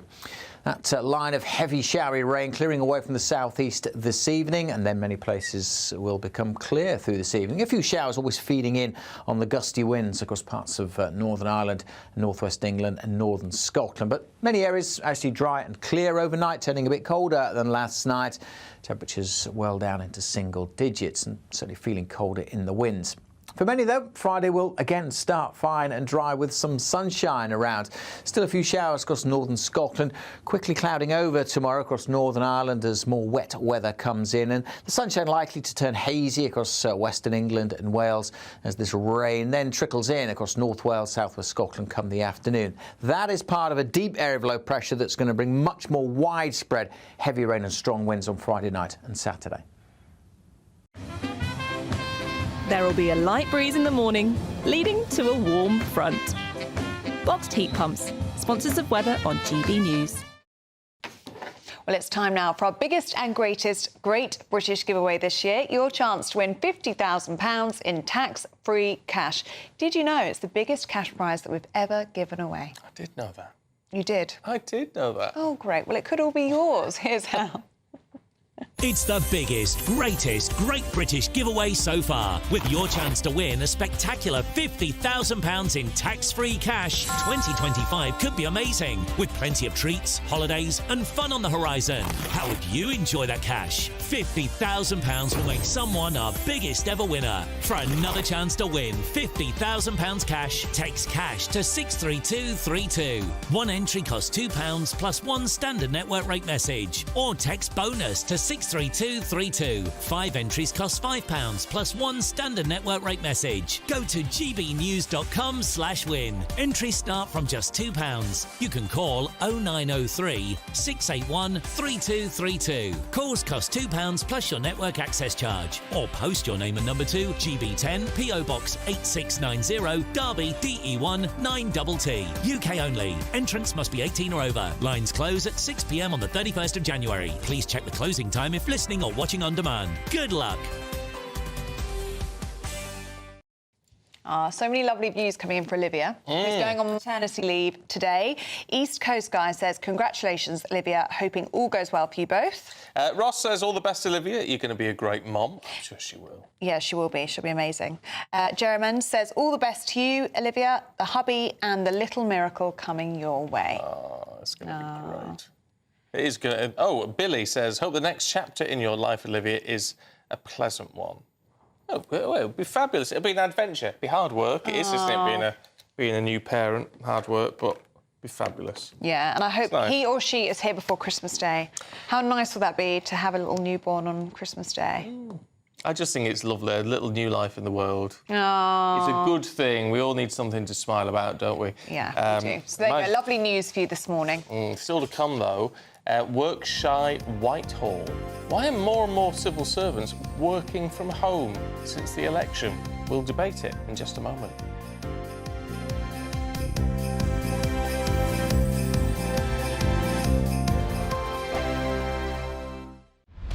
Britain's Newsroom. Weekday mornings from 9:30. Maria, potholes, the bane of everybody that uses the road, whether you're a car driver or a cyclist. As a cyclist, are even worse. How have we got into this situation where our roads are in such a bad state? Well, part of it is to do with actually our climate. In somewhere like, say, Sweden, like the snow will fall on the ground, it will stay there for months. Whereas here, we've got what's called a freeze-thaw climate, where the water comes down, then we might have a cold snap and it freezes, and the water within the pothole will then expand and make the pothole bigger. Then we might have a mild spell, and then that process repeats. So, we do actually need extra funding to acknowledge the fact that, we just live in a climate where we're sort of particularly vulnerable to potholes. Why? I mean, the fact that this happens, these weather conditions happen, is no great surprise to anybody. Why has the problem been ignored for so long? I think what's happened is we've had short-term funding. So it's like, oh, there's a pothole, let's patch it up. Oh, there's another one, let's patch it up. But the patches aren't actually really that strong, so then they break down again. So, really what we need is to have roads completely resurfaced, and then they'll just be pothole-free for a very long time. And that really is how funding should be. That's the direction funding should go in, as opposed to just sort of dribs and drabs here and there. Do you think this government are going to be good for the motorist, or is there indeed a war on the motorist still? The different parties come in and they've all got different policies that they wheel out, then they cancel the policies, and then there's so much lack of transparency. Like, for example, with the pothole issue, sometimes the government, whichever government is in office, will do some big showboating about how they're going to give X amount of potholes, and you still think that sounds really good. GB News, the People's Channel. Good Afternoon Britain isn't just about us. The wonderful thing about this programme is it's about everyone watching. It's an interactive programme. Well, there absolutely is something to see here, and we're going to be talking about it more. Whether it's breaking royal news, Will, please bring us up to date. or indeed a particularly punchy speech in the House of Commons, Very, very curious. we bring it to you live, and then we bring you live reaction as well. That's Good Afternoon Britain, weekdays from midday. Only on GB News, the People's Channel, Britain's news channel. Why go out on a Friday night when Friday night comes straight to your home? Talking about. Join me and my A-team of top pundits. Chemistry tonight is electric. As we tackle the big stories of the day with wit, insight and fearless energy. Man of the people. It's all vibe. Just a filing cabinet on wheels with a tie on. So, order in Friday Night Live with me, Mark Dolan, every Friday at 8, only on GB News, the People's Channel, Britain's news channel.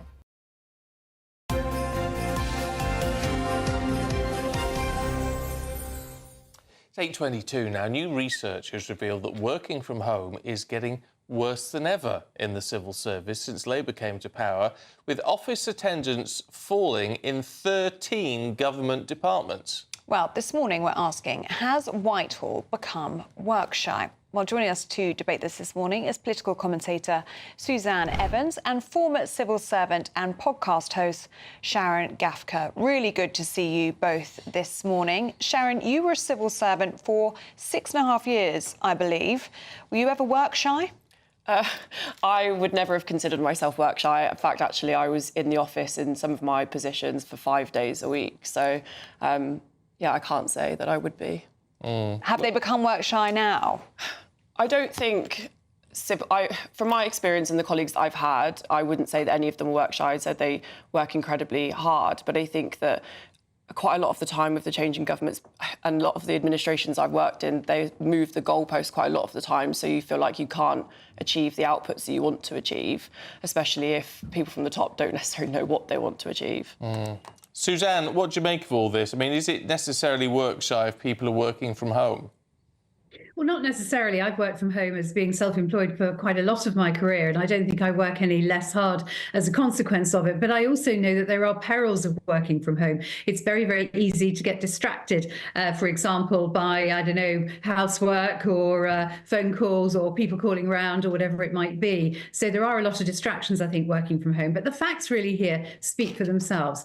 Obviously, the last Conservative government, post-COVID lockdowns and the whole work from home ethos, went on a really big push to try and get people back into the office in Whitehall. And the current rule as it stands has been maintained by Labour since the Conservative government. You're supposed to be in the office if you're a civil service 3 days a week, 60% of the time. But that simply isn't happening. As you said, Stephen, 13 departments now are really falling very well short of that. I think most significantly, you look at something like the Ministry of Justice. So the number of people actually coming into the office there has plummeted since the election. 82% of people at the MOJ were in the office before the election. Now that's fallen down to as low as 57%. So that's a massive drop. And when you think about all that's been going on in that department, with a prisons crisis that's seen thousands of people, often dangerous offenders, released in a bid to tackle prison overcrowding, you really have to wonder what the heck is going on. Surely this is a time when they should be in the office 100% of the time,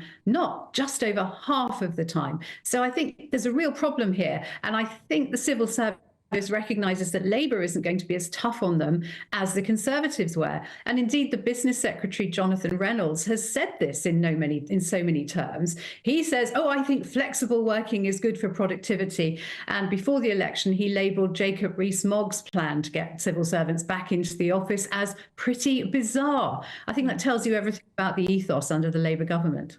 Sharon?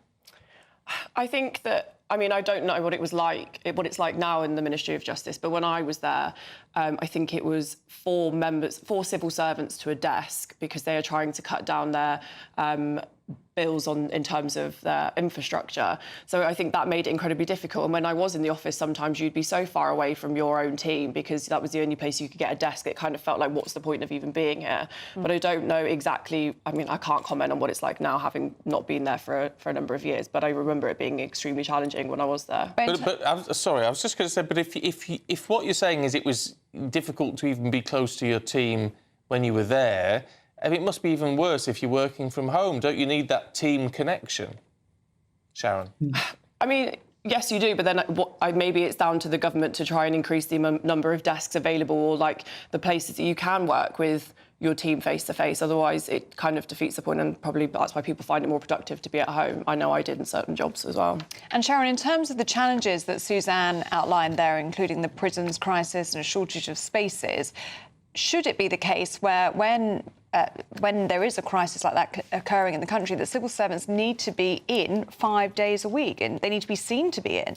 I mean, having worked in operational positions, especially during my time in working in departments on Brexit, we were in there whenever we were told to be in the office, whether that would be, well, I think I was working on shift patterns, but that was 5 days a week. But we were giving the resources and the space to be able to do that. So maybe it's a question of whether looking at the government and asking whether they're providing the amount of resources available for civil service to be able to work together in a team in the office. A quick final thought, Suzanne. Are we just being dinosaurs by expecting things to always be like they were? No, I don't think so. I think it's very important to be in the office for teamwork, for also particularly for mentoring younger staff and people who are starting out in their career. But I also think there's a bigger point here, and that's that I think the private sector is getting increasingly aggrieved that it's paying now ever high taxes, particularly post the budget, to basically support a public sector that it sees really isn't working. OK. Suzanne, Sharon, thank you both very much indeed. Let us know what you think. gbnews.com/your say. Do stay with us. Still to come, Paul is here with all your sport. That's next.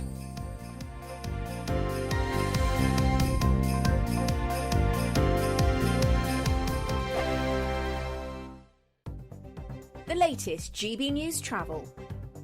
Good morning, I'm Russell Holding. The M2 in Antrim is partly blocked towards Belfast by an accident at junction 2 at Greencastle, causing queues. The A1M in North Yorkshire is blocked northbound by an accident between junctions 57 and 58 near Darlington, causing long delays. Also in North Yorkshire, the A66 is closed off junction 53 of the A1M each way between Scotch Corner and Bowes after a vehicle overturned.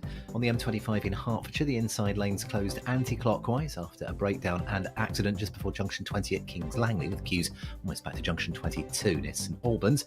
The M25 in Kent is down to a single lane clockwise, where someone's broken down at junction 4 at Orpington, with queues from junction 3 for the M20. And in Wiltshire, the A303 is closed eastbound from Crab Lane to White Road at Mere because of flooding. And that's the latest.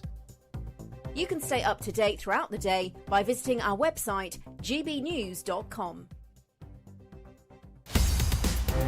In the GB Newsroom, we bring you the news as it happens. With our team of dedicated journalists across the UK, we're ready to keep you up to date with what's happening every half an hour, every single day.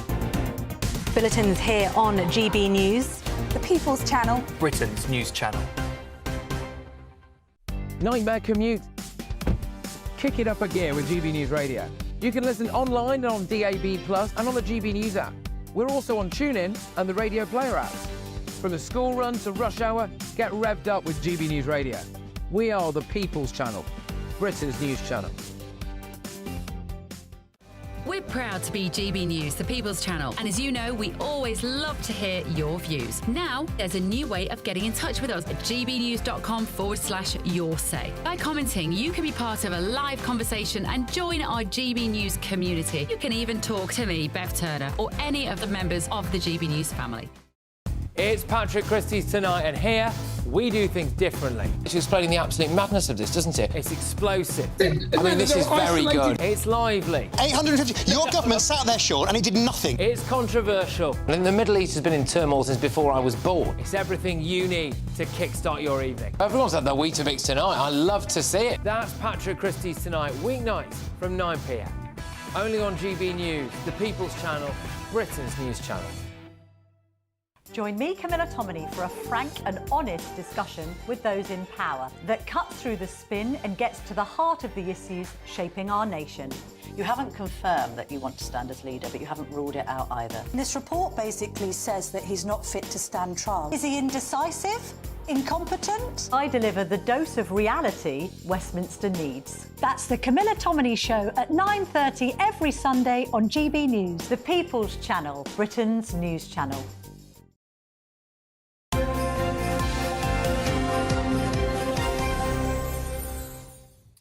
Time for the sport at 8:32. Very nearly Paul Coit is here. Good morning. What, very nearly me? Or very nearly 8:32? Very nearly Paul Coit is here. And now Well, you're definitely here. Oh, yes, I am. Officially 8:32. So, right, Premier League tonight. Should we do tonight then? So there was lots of 25 goals went in yesterday, over 6 games, 2 left because there's a full Premier League programme which has gone through the week because they have it on Amazon. Well, Tottenham are playing tonight. Tottenham will be playing. You should win that. You never know with Spurs, Ellie. No, that's the true. thing. You never know what you're going to get. You know, you could win 4-0, you could lose 4-0. It keeps it entertaining. But away at Bournemouth, Bournemouth had a very tricky. They've had a decent run, haven't Very they? good. Yeah, very good. So I think it's going to be tough. The other game is Fulham versus Brighton, which also is tonight. So they're the last 2, which are this evening. Thomas Tuchel, should we mention Thomas Tuchel? Oh, yes. Because Thomas is going to start being England manager a little earlier than expected. But he's not actually doing anything, is he? It's not exactly hard graft, is it? It's not really difficult to go to Zurich, as we've realised, and sit down and watch the draw, the World Cup qualifying draw. And then fly which is going to be... Because it's something he should be at. You know, he's the New England manager. So it would be bizarre not to have him, or to say to Lee Carsley, by the way, Lee, you did a great job. One more job. Can you just go over to Zurich and just be sitting in the audience when the draw's made? So that will be made tomorrow. England are seeded, as you'd imagine, in pot 1. There's 11 other teams. And so that is for the qualifying. So then it will then go forward into the World Cup. 48 teams will then be in the World Cup for 2026 in Mexico and America and Canada. So it's going to be a very big one. Can we talk about... I can't get my head around this.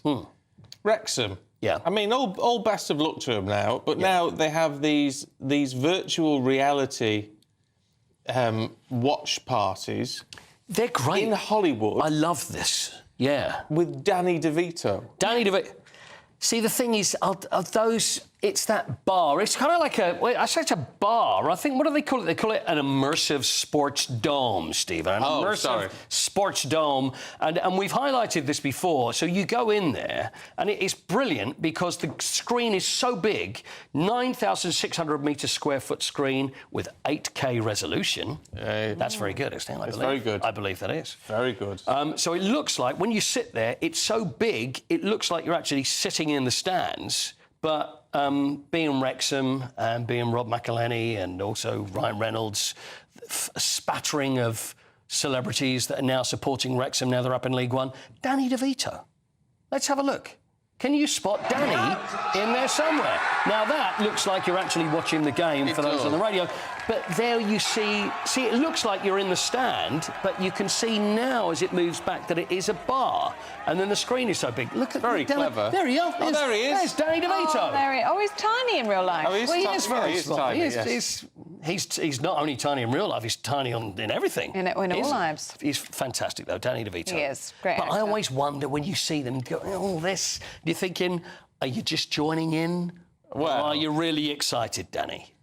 You know? Yeah, well, yeah. Not that there's anything wrong with that. No. Well, I've always liked Danny DeVito. Clearly it creates an atmosphere. He's 80 because they're all years old. talking up. Is he really 80? 80. For me, still, finest hour was when he was in Taxi. Do you remember Taxi? No, yeah. Finest hour. Finest hour. Finest hour. Was Matilda. I got my words muddled. Matilda. Oh, in Matilda. Finest hour was in Matilda. Is he still married to Rhea Perlman? No, I have a feeling that the real Rhea Perlman, who was Carla in Cheers. Think it. Oh, really? I think so. Oh, right. But they were together for Wikipedia, quite they're some still time. married. So there's hope. There's hope. Oh, there is. OK. Should we do birthdays? What do you want to do, some birthdays? Yeah, just briefly. Yes. Because I'm going to squeeze it in because we've got a bit of time. I want to talk about this rainbow armband thing. Mark Gaze said, I don't see how there can be such a hoo-ha when you write a Christian message I love Jesus. I agree. That's what I said yesterday. Why is it? I don't know why it's meant to be so controversial. The problem, for me, if it was some sort of statement of hate, if it was a statement of dislike, if it was a statement that said I disagree or something like that, but what he's written on that armband was the fact that I love Jesus, and you know, I'm not a religious man, but I look at that and I think it's a statement of love. And that is what the whole thing about the LGBTQ, the whole point of this armband is for everybody to be included in the game of football, because there's been situations. I suppose the argument would be, was it, that he was saying I love that idea that I love Jesus, therefore I don't like the gays. I think this is probably what the argument is, but I don't believe that's the case. That doesn't seem to be what he's saying. It's not what he's saying, and he's even come out afterwards and said that this is not what I'm saying. He's actually put that on the armband. It's not a statement of dislike, because then you've other people that have decided, actually, against our religious grounds, we're not wearing the armband. The whole point of the armband, everybody's getting very upset and, oh, it shouldn't be political. It's just trying to make the game inclusive. There are some people that feel as if they're not included, and it's trying to bring them along. Yeah. That's it. That's it. I'm not going to complain about someone saying I love Jesus. It's ridiculous. Exactly. Just complain about that. But anyway, that's just my view. Birthdays? Birthdays. Right. Who are they? How old are they today? I don't know. Shall we see? I'd like to. Who is this? Who on earth is this? First one, I'll tell you who that is, just in case you're wondering, because it's one of those that I know you could look at and think, I know the face, but it's a two-time Olympic gold medalist, team pursuit cyclist, 5-time world champion, Joanna Rousel. Now, 2012, 2016, she won Olympic gold, so it will give you a little help on maybe age. She's retired now. By the way, you can see it. On the bike. You can see it. There she is on the bike. 28. You can see how fast she's going. 28. I think you're going a little young. I'm going to put 42. 42. That's a big swing. Yeah. So if you go somewhere in between the... So 33. Go again. 35. 36 is the answer. But that was the warm-up. That was the warm-up. We'll go for another one. How about 7-time world champion, Rocket Ronnie O'Sullivan? Oh, Ronnie. How old do you think Ronnie O'Sullivan is? Started when...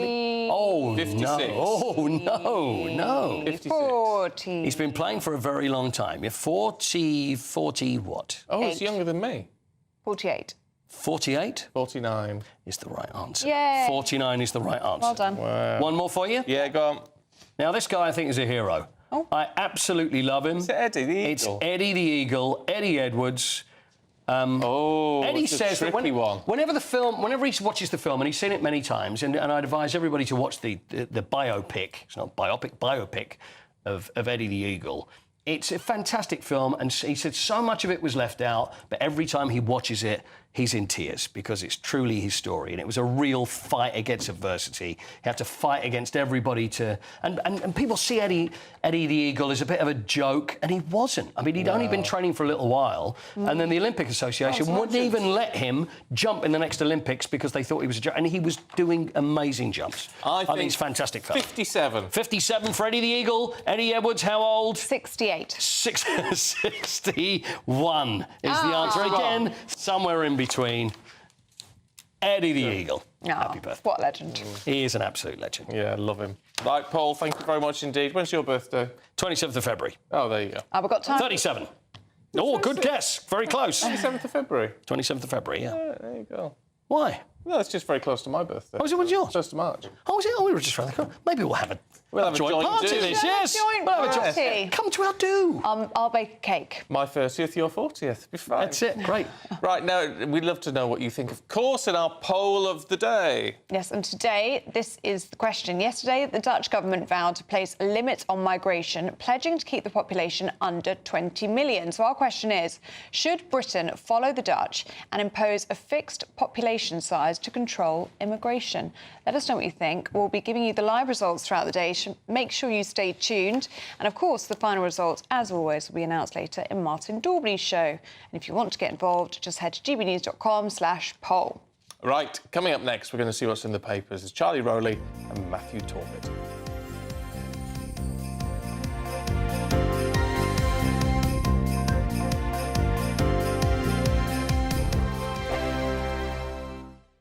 Hi there, I'm Michelle Dewberry and I'm going to take a second to tell you all about my show, Dubes & Co. We start off with the issues of the day. We then bring in both sides of the arguments. We get rid of the disrespect. And then you throw me into the mix. And trust me, I'll tell it exactly how it is. And then, of course, the magic ingredient, you at home. We mix it all together and what have we got, in my opinion, the best debate show in town. Monday to Friday, 6 till 7 on GB News, Britain's news channel. This is GB News, Britain's news channel. Joined by international life coach Cheryl Findlay, who has joined forces with a Liverpool business owner, Kate Hill, of sustainable sportswear brand Lola Star, to empower women and inspire women across the nation. And to celebrate this partnership with the new Lola Star collection, the two will be hosting an exclusive event next Saturday. Sportswear brand was launched after, well, your story. You lost how much weight? So 16 stone, which is over £220, which I know is quite significant. But during that kind of decade-long journey, I learned a lot about myself, and I learned a lot about what it takes to be successful, to be happy, to be well, and to just live an incredible life every day. Are you giving them goals to work towards or helping them structure their life? Yeah, so I don't give out goals, absolutely not. It's all about whatever an individual wants. So what we do to begin with is we understand, like, where are you now? Where are you thriving? Where do you feel really happy and excited in your life? And what's lacking? Like, where would you like to feel better? Where would you like to improve? And then we take it from there. I'd love to take that on board. I'd love to be my true self and fulfil my potential. So have you got any practical tips on how to do that? Yeah, so we start with clarity, right? Like, you need to know, it's such a busy, fast-paced world we live in. There's so much sensory overload. You know, it'd be so easy to be distracted. So we need to kind of quiet all that noise down and start with, where do I want to focus? Pick 2 or 3 things. Where do I want to focus? And then we define the goal. What would I like that area of my life to look, not just look like, but feel like? And then we take it from there. So that's where you would start. I actually had a cancer diagnosis in 2019. And I just decided if I was going to be lucky enough to be on the other side of it, I wasn't going to play small anymore. GB News, the people's... Mark Dolan tonight is your weekend dose of news, debate and entertainment. This sounds like a wild conspiracy theory. Don't miss my big opinion. Mark meets and my take at 10. Democracy is a funny old thing. And we don't do boring, not on my watch. I just won't have it. Let's go and get another glass of that bubbly. You've earned it. That's Mark Dolan tonight, Saturday and Sunday, 9 to 11, only on GB News, the People's Channel, Britain's news channel.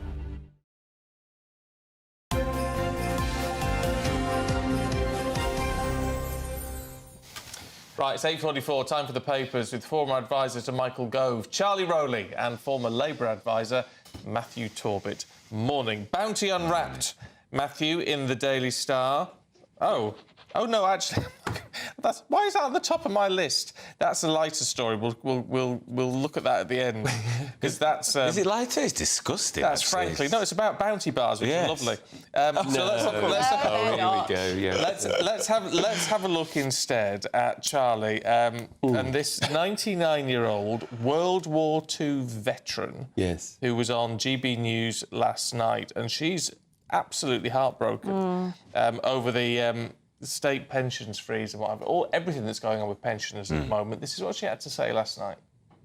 It's been a great shock to us to realise that to feel that we've been discarded by our own government. Do you want him to do more for our pensioners and so that you don't feel discarded and cast by the wayside? Definitely. As he's put us, he's stripped. We feel that not he, but the government is now, and we hope he will remedy this. We've been stripped of all dignity and all extra comforts of life, for which we contributed all the time we were working. Absolutely. Oh, Charlie, it breaks your heart, doesn't it? Well, it's heartbreaking. I mean, and this is someone who has won and was awarded medals, you know, for her all the contribution what she gave up in the Second World War, and she's flown thousands of miles. This is the awful bit about it. You know, she's flown thousands of miles from Canada to try and meet the Prime Minister. I think there was a question in the House of Commons yesterday at PMQs about her case, about uplifting the pensions if you're not living in the UK. So there's a question about that. There's a legitimate question. If you're not living in the UK, should you have the same benefits? Yeah. But this is someone who has fought for the freedoms and has made a contribution to all of the free speech that we have today, for all of the liberties that we have today, and yet, just because of where she lives, totally disregarding the sacrifice that she's given up and all the work, she's being punished. And I think that is an absolute disgrace. I'd love to be able to disagree. But I think the only thing I'd disagree with anything on this is, even if she wasn't a World War II veteran, I think regardless, if you've paid in all your life, you're entitled to the same as everybody else. Surely this is what this country is supposedly built on, the fact that we look after people. And I think the idea that she'd meet Kate, it's not going to happen. Prime Minister's very busy. She's met with the relevant minister. She should. Come on, though. She's 99. Well, what does that matter? If she was 100, she should meet the Prime Minister. I don't know about that. I think, look, maybe it's something he should look at. She's met with the relevant minister. It's right that she meets with the DWP. I thought, really, she should probably meet the Secretary of State rather than a junior minister. But that said, I think this is totally an easy, open goal. The Treasury can find some money and we look after the 460,000 pensioners that live abroad that have had the state pension frozen. Yeah. Oh, it's a shock. I just think it's disgusting. I do, I really do. Yeah. Matthew, let's have a look at the Daily Mirror, shall we? And no exam tears. Yes, well, they're looking at moving things online, it seems, and therefore you won't hear the famous term, turn over your papers, please, which brings back quite a bit of nostalgia for me, because I may have actually passed some of my exams if they were online. I remember being a little wayward as a 16-year-old and stayed out. I know, it's hard to believe. I stayed out the night before my English GCSE and was so exhausted. I turned the paper over, as you would, put my name, and I think maybe there was something else you wrote. Was it your name and whatever paper it was?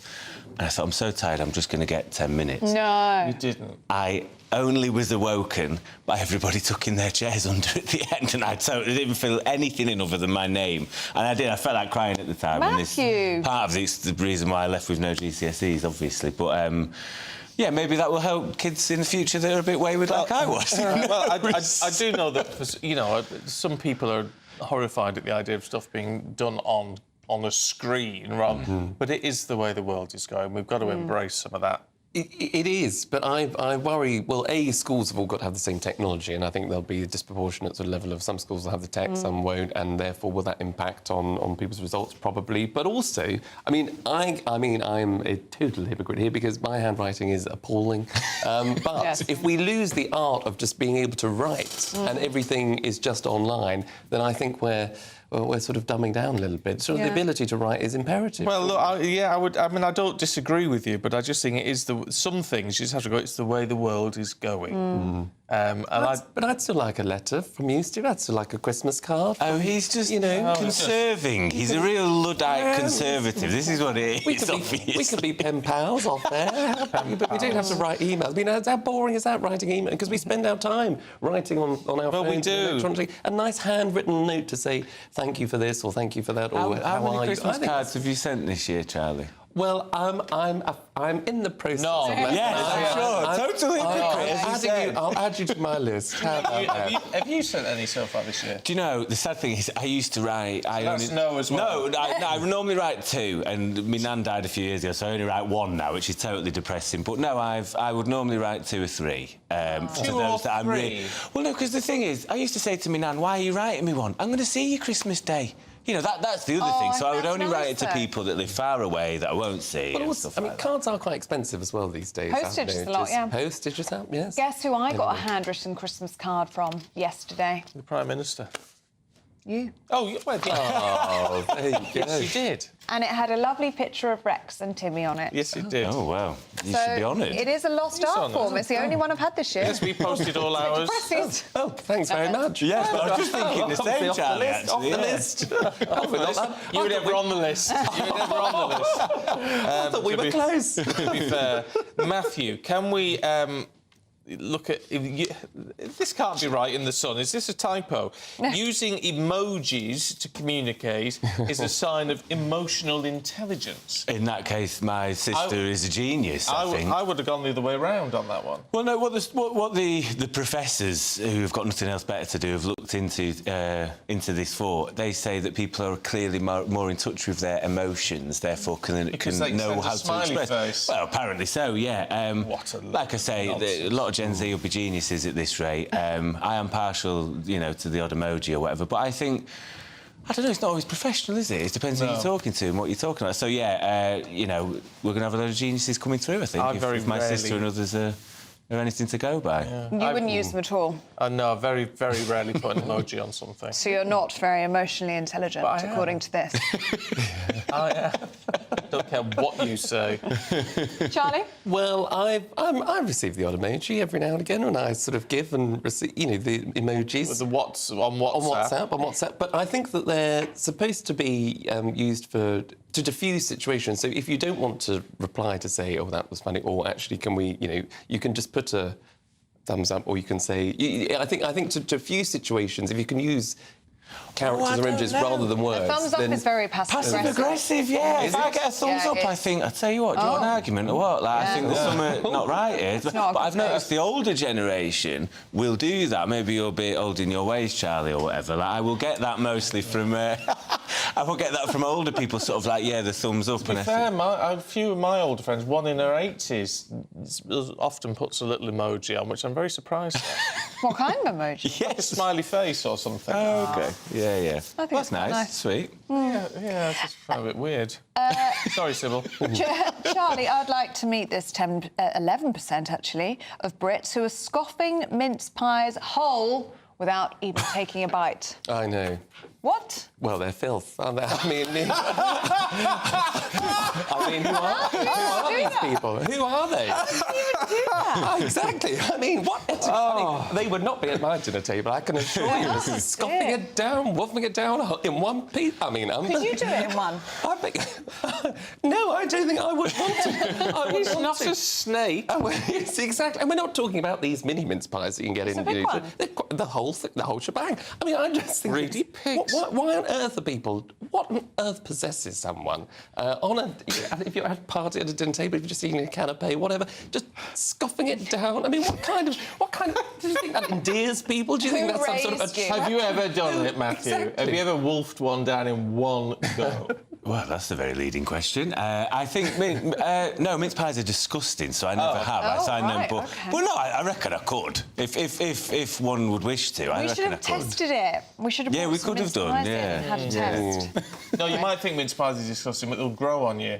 I hated them as a kid. And now I'm quite... Well, I'll take the ice cream. Take the ice cream, but no, mince pies are vile.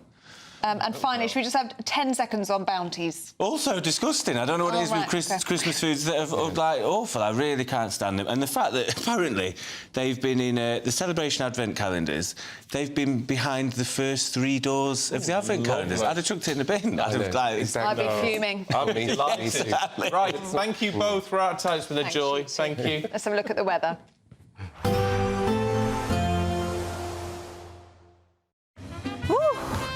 A chilly start will give way to a lovely, warm afternoon.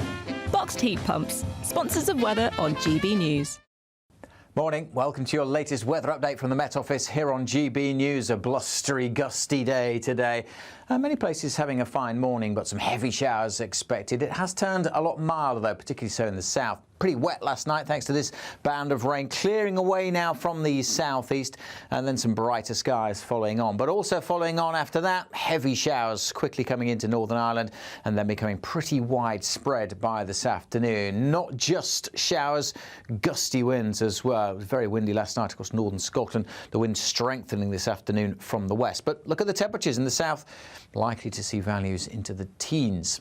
The heavy showers becoming more extensive, spreading into eastern and southern parts parts of England through this evening, and some fairly heavy downpours crossing Scotland. A pretty wet day across the far north. Not as windy here as last night, but further south those winds are going to get lively. Gusts suddenly whipping up across southwest Scotland, Northern Ireland. We have Met Office yellow warning in place. That warning also covers North Wales, parts of northern England, even down into parts of East Anglia. Those gusty winds, as I say, suddenly whipping up as the showers come through. That line of heavy showery rain clearing away from the southeast this evening, and then many places will become clear through this evening. A few showers always feeding in on the gusty winds across parts of Northern Ireland, northwest England and northern Scotland. But many areas actually dry and clear overnight, turning a bit colder than last night. Temperatures well down into single digits and certainly feeling colder in the winds. For many, though, Friday will again start fine and dry with some sunshine around. Still a few showers across northern Scotland, quickly clouding over tomorrow across Northern Ireland as more wet weather comes in, and the sunshine likely to turn hazy across western England and Wales as this rain then trickles in across North Wales, southwest Scotland come the afternoon. That is part of a deep area of low pressure that's going to bring much more widespread heavy rain and strong winds on Friday night and Saturday. A nice bright morning will generate a lovely warm day, right through to the evening. Boxed Solar, sponsors of weather on GB News. The latest GB News travel. Good morning, I'm Russell Holding. The M2 in Antrim is partly blocked towards Belfast by an accident at Junction 2 at Greencastle, with queues back beyond Junction 4 at Newton Abbey. In North Yorkshire, the A66 is closed the A12 the A1M between Scotch Corner and Bowes after a vehicle overturned. On the M606 in West Yorkshire, there's a lane closed northbound at Junction 2 south of Bradford, where a lorry caught fire causing queues. In Monmouthshire on the A465, the outside lane's closed eastbound, where a lorry's broken down at the A40 Harbuck roundabout at Abergavenny, causing queues. On the M4 in Swansea, the outside lane's closed westbound. An accident at Junction 44 at Llansamlet causing queues. On the M4 in Berkshire, the inside lane's closed eastbound just after Junction 11 at Reading, where a van's broken down, causing delays. And on the M25 in Kent, it's down to a single lane clockwise, where someone's broken down at Junction 4 at Orpington, with queues from Junction 2 for the A2. And that's the latest. You can stay up to date throughout the day by visiting our website, gbnews.com. It's the biggest, greatest Great British giveaway so far, with your chance to win a spectacular £50,000 in tax-free cash. 2025 could be amazing, with plenty of treats, holidays and fun on the horizon. How would you enjoy that cash? £50,000 will make someone our biggest ever winner. For your chance to win, text cash to 63232. One entry costs £2 plus one standard network rate message, or text bonus to 63232. 5 entries cost £5 plus one standard network rate message. Go to gbnews.com/win. Entries start from just £2. You can call 0903 681 3232. Calls cost £2 plus your network access charge, or post your name and number to GB10 PO Box 8690 Derby DE1 9TT. UK only. Entrance must be 18 or over. Lines close at 6 p.m. on the 31st of January. Please check the closing time if listening or watching on demand. Good luck. Join me, Nana Akwe, for an informative, interactive news programme with a difference. It's fun. No, he didn't say that, Dave. I'm so surprised. I think there's an element of truth to that. Join me from 3 p.m. every weekend, only on GB News, Britain's news channel.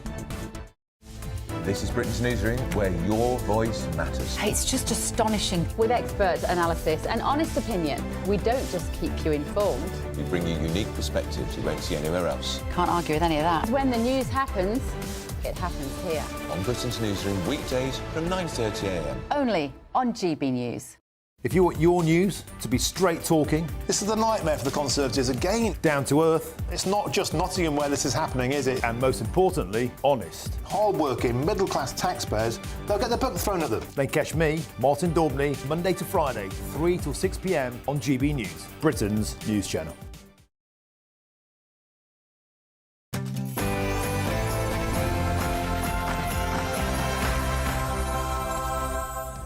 Good morning. The Prime Minister has announced his plan for change. As Sir Keir Starmer looks to refocus the government on key new missions. But as the Prime Minister faces political pressure from the right, how high will migration be on his priority pledges?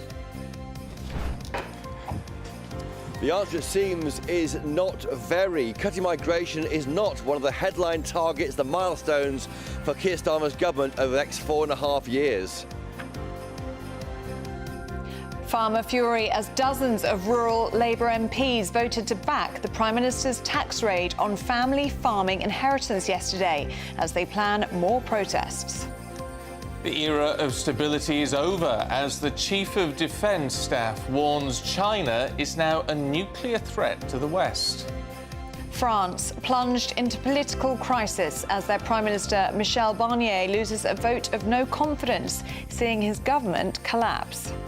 A blustery, gusty day today. There are Met Office yellow warnings in force and more wet and windy weather to come right the way through to the weekends too. Join me later for a full forecast.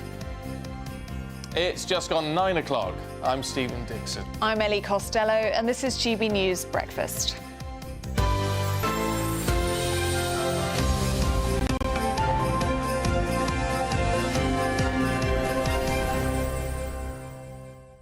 No. We're just saying, in the world of television, which and radio, of course, well, obviously we've got scripts and things, and it always says the time.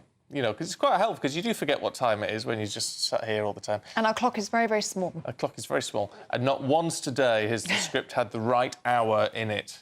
At 6 o'clock it said it was 7. So it's not as easy as you think. It's kept us on our toes this morning. I know we're going to get zero sympathy, because you're just going to go, well, you know what time it is. But sometimes it's a bit off-putting. And sometimes it's nice to have a time check when you're driving along and listening to the radio. Yes, it's nice it is. to know what time it is. It is. It just requires us to remember. But if you're listening now, it's 2 minutes past 9. It is, so there you go. Now, the Prime Minister today will unveil a plan for change, setting new targets to reset his government's agenda. Well, it comes as Sir Keir Starmer's approval ratings have plummeted. It was +7 in the aftermath of the election, now at -29. Well, amongst the pledges that we are expecting to hear today from the PM include promises on the economy, the environment, crime, the NHS and barriers to opportunity. Yes, but the question remains, will migration appear as one of the PM's top pledges? As, of course, on this, he faces further pressure from reform. Let's head to Buckinghamshire and our political editor, Chris Philp, who's standing by waiting for the Prime Minister to deliver that speech this morning. I mean, frankly, Chris, it seems incredible that of all the issues which have dominated politics over the last few years, the Prime Minister isn't even addressing migration. Morning, Stephen. Morning, Ellie from Buckinghamshire. I mean, incredible, but perhaps also believable, because we saw how unstuck the last government came on stopping the boats, not even talking about net migration. That figure quadrupled in 4 years to nearly 1 million, unbelievably, nearly 1 million people arriving here legally. We are told those that migration, illegal and illegal migration, will be foundational to this plan, these new milestones set out by the government.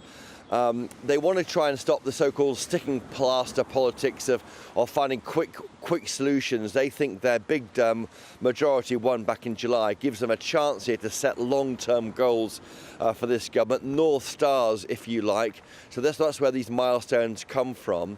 Very briefly, we're looking so far at raising household disposable income, money in our pockets, in our wallets by 2029. They're moving away from this idea of being the fastest growing economy in the G7 by that date. That was set out by Sir Keir Starmer a year ago. They want to get 75% of children at school ready by reception year. We want to recruit 13,000 police, although only 7,000 of those are actually officers. Others are PCSOs and specials. 1.5 million new homes, we know that one already. Decarbonising the national grid by 2030 and treating 98% of NHS patients within 18 weeks of referral. They want to get there by doing a lot of reform. They want to show voters, GB News viewers and listeners, measurable ways to judge their success, galvanise delivery in Whitehall and force reform through things like AI. So a real attempt here by the government to get on the front foot and deliver. This is not a reset speech, although everyone is calling it that. OK. Indeed. Chris, good to see you. Thank you very much. Well, Emily Carver is talking to the people of Grimsby all day today, and she joins us now. Good to see you, Emily. And what do the people of Grimsby make for the Prime Minister's plan for change? Well, thank you very much. Yes, I am up in Grimsby in northeast Lincolnshire, a port town, a big fishing industry in the past, to find out what residents here make of how Keir Starmer's doing in the job the past few months, and also what they can expect from this speech and what they make of it all, really. Of course, Grimsby has been in the news this week in particular because it's been it's been called out for being the hotspot for worklessness. Lots of people in this area sadly don't work, and that's been pointed out in the press. So I wanted to come up here and actually speak to people living in the area. I'm on the East Marsh estate, which is a particularly deprived area of Grimsby, to find out what people make of how Keir Starmer's doing. And I'm delighted to be joined, and thank you for welcoming me into your home. This is Bunny Russell, who's been living here now for over 30 years, a long time. Now, you do have throat cancer, so you're going to be using a bit of an electronic device here, so hopefully we can hear exactly what you've got to say. But just tell us a little bit about Grimsby. It's been in the media this week, a lot of worklessness, people out of work, quite a deprived area. But do you like living here? I won't want to live anywhere else. Grimsby's me life and Stanley Street's me life. Stanley Street's your life, Grimsby is your life. You wouldn't want to live anywhere else. And you have all of your family around here, don't you, as well? Yeah, all of them moved all born down here. Now, Keir Starmer, he hasn't been in the job for very long. Now, I don't know if I don't think you voted for him yourself. How do you think things are going at the moment? It's no good. Why not? It's just not. It's not what it used to be a Labour town. It isn't anymore. Used to be a Labour town, isn't anymore. Now, Keir Starmer he's calling this, it's a bit of a reset speech, but he's saying it's absolutely not a reset speech. But the popularity isn't so good for Keir Starmer at the moment. He wants to concentrate on the NHS, he wants to concentrate on education, net zero, the environment too, also crime. Now, we were talking a little bit earlier about crime in the area. You've noticed it's got worse. Yeah, definitely. How so? Well, I'm not racist for the foreigners come. They just don't care about the area, and it's a brilliant town, it's a brilliant street. OK, well, thank you so much for inviting us into your house, Bunny. It's been great to speak to you, wishing you all the best. So we're going to be in Grimsby and around the area, speaking to residents here, people who are in work, people who are out of work, people of all ages, to try and find actually what residents here make of their area, what they think Keir Starmer needs to do, what he can do better, and whether they think this reset speech is going to do that. OK, Emily, lots to look forward to today in Grimsby. Thank you very much. It's fascinating. I mean, this is what we do best, isn't it? It's what we need to. It's what we need to do, which is getting out and about and just seeing what you, wherever you are in the country, think of what is going on. Because it's only when real voices are heard that perhaps those in power may listen. And it's hard to tell, though, isn't it? And do let us know what you think about this reset. This plan for change, it's not a reset, as we keep hearing. But, and perhaps that's true. Perhaps it's all part of a strategy. It's a phase. They've laid the foundations. Now this is the next level, and maybe you can view it as that. But the way things have gone over the last 5 months, it is hard at the moment to view it as anything other than a reset, a change of direction, but one where things like migration are not being touched on, which obviously is a key issue for a lot of people. Yeah, it's a bit of a glaring omission, isn't it, at this point? Right, let's have a look, should we, at the French government, which has collapsed. The French Prime Minister, Michel Barnier, who was arguing against us in the Brexit negotiations, by the way, lost a vote of no confidence. Well, this means that the 73-year-old has become the shortest-serving French Prime Minister since 1958. Even shorter, would you believe, than Liz Truss's time as British Prime Minister. Now, not for the first time this week in another nation, we've seen all of this kick off because of a budget which was proposed but didn't look like it would go through, and so was forced through by someone in charge. And in both cases, it would seem it's gone horribly wrong for them. Well, our GB News reporter Adam Cherry joins us live now from Westminster. This is absolute chaos, isn't it, Adam? And it's not set to finish anytime soon. Yeah, that's right. It will continue. And that's because in the Parliament, in the National Assembly, there is no outright majority for any party following the parliamentary elections in July, those snap elections called by Emmanuel Macron. The centrists, the far left and the far right are all fighting for power. And this is exactly what happens when no one has a majority, 2/3 combined to undermine the other third. Now, Emmanuel Macron will receive Michel Barnier this morning in the Élysée Palace. He'll offer his resignation and perhaps stay on in a caretaker capacity until a successor is appointed, which may be pretty soon because it will be embarrassing for Macron to turn up at the opening of Notre Dame over the weekend and not have a functioning government. But nonetheless, whoever it is going to face the same sort of problems. The right and the left are going to combine to undermine them, as we saw here. Now, last night we heard from Marine Le Pen, who is leading the right-wing coalition, and she said the only dignified solution for those who were given the mandate to protect them was to oppose this budget, and she called it toxic for the French people. She's also saying, or rather she's insisting, that she's not asking for the resignation of Emmanuel Macron, who is in theory protected from this, regardless of what happens. His election is in 2027. Le Pen adds, there will come a time when, if we do not respect the voice of voters and show respect for political forces and respect for elections, then pressure on Emmanuel Macron will obviously grow stronger and stronger. Now, this is, as I say, this is going to continue because the parliamentary elections can't be reheld again until at least next July. And we're seeing this also in the likes of Germany. So it's a problem across Western Europe, and a huge problem for Keir Starmer. How does he manage this alongside the arrival of Donald Trump in the White House in January? So it's pretty chaotic and not going to calm down anytime soon. OK. Adam Cherry there for us in Westminster. Thank you very much. So the world's falling apart, so it would seem. But anyway, never mind all of that. Well, there is still lots to look forward to. There is lots to look forward to. Imagine, by the end of January, getting a phone call saying, guess what? You've just won £50,000 in tax-free cash. It could happen to you. It's the biggest cash prize we've ever given away. Could all be yours. Here's how you enter. It's the biggest, greatest Great British giveaway so far, with your chance to win a spectacular £50,000 in tax-free cash. 2025 could be amazing, with plenty of treats, holidays and fun on the horizon. How would you enjoy that cash? £50,000 will make someone our biggest ever winner. For another chance to win £50,000 cash, text cash to 63232. One entry costs £2 plus one standard network rate message, or text bonus to 63232. 5 entries cost £5 plus one standard network rate message. Go to gbnews.com/win. Entries start from just £2. You can call 0903 681 3232. Calls cost £2 plus your network access charge, or post your name and number to GB10 PO Box 8690 Derby DE1 9TT. UK only. Entrance must be 18 or over. Lines close at 6 p.m. on the 31st of January. Please check the closing time if listening or watching on demand. Good luck.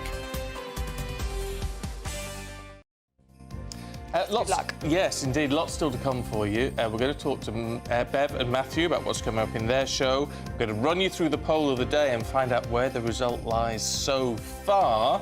So that's going to be an interesting one because it's about migration. Should we limit the population number in the UK? And also, and I think crucially, we're going to have a look at day 5 of the GB News Advent Calendar and see what our minister today has to tell us.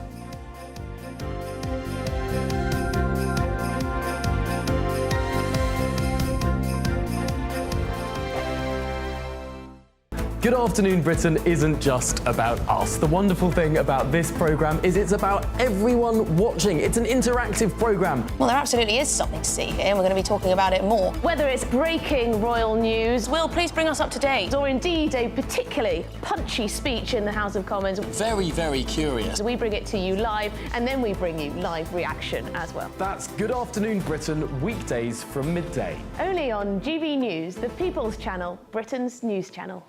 Sunday with Michael Portillo from 11, only on GB News. Australian chef David Thompson is opening a new restaurant, Long Chim. The name, which translates roughly as come and try, already has locations in Sydney, Perth and Dubai. and previously operated in Melbourne and Singapore.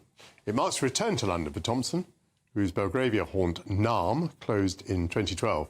But that earned him accolades, including, in 2002, the first Michelin star awarded to a Thai restaurant. So you've mentioned Bangkok there. What is your love for Thai food? Describe to us why you think Thai food is such a great cuisine. It's endlessly complex and satisfying. It just resonates on the palate.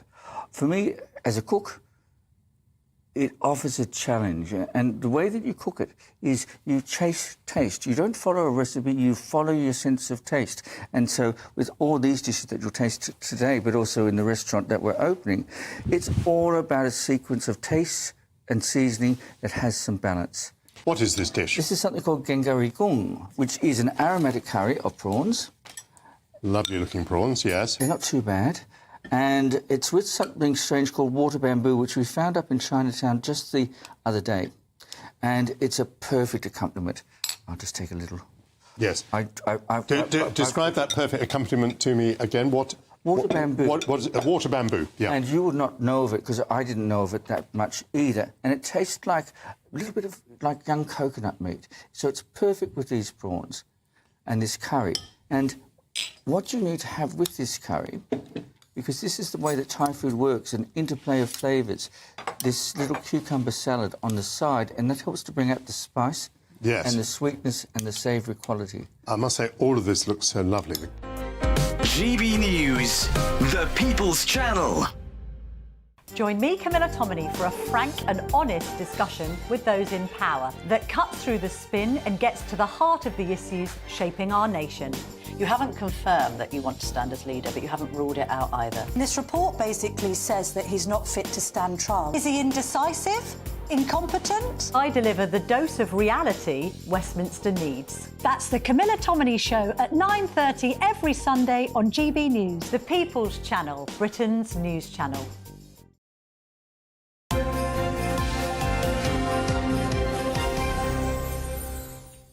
I just want to bring you some breaking news at 9:17, and the double Olympic dressage champion, in fact 6 times Olympic medalist, Charlotte Dujardin, has been suspended from competition for a year following that horse-whipping controversy that saw her withdraw from the Paris Games, just before the Paris Games began, actually. The International Federation for Equestrian Sports has made their decision, so she's out of it all for at least 12 months, but it's probably going to see the end of what was a glittering career. She apologised for what she did, but even so, it's she's been so lauded for what she achieved, but this was a dark side of this, which I don't think she's going to recover from now. I'm sure she will.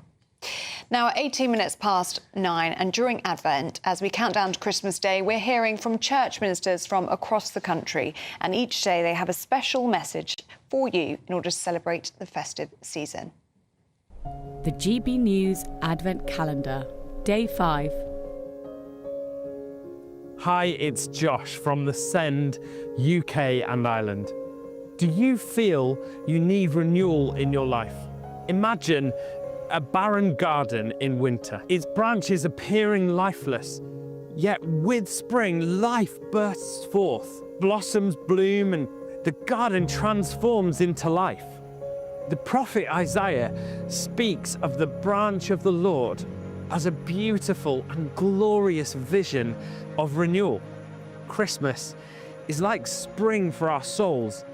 It's a time when God, through Jesus, brings life to what feels barren within us. Perhaps this year has left us tired, even hopeless. Yet the message of Christmas is that renewal is possible.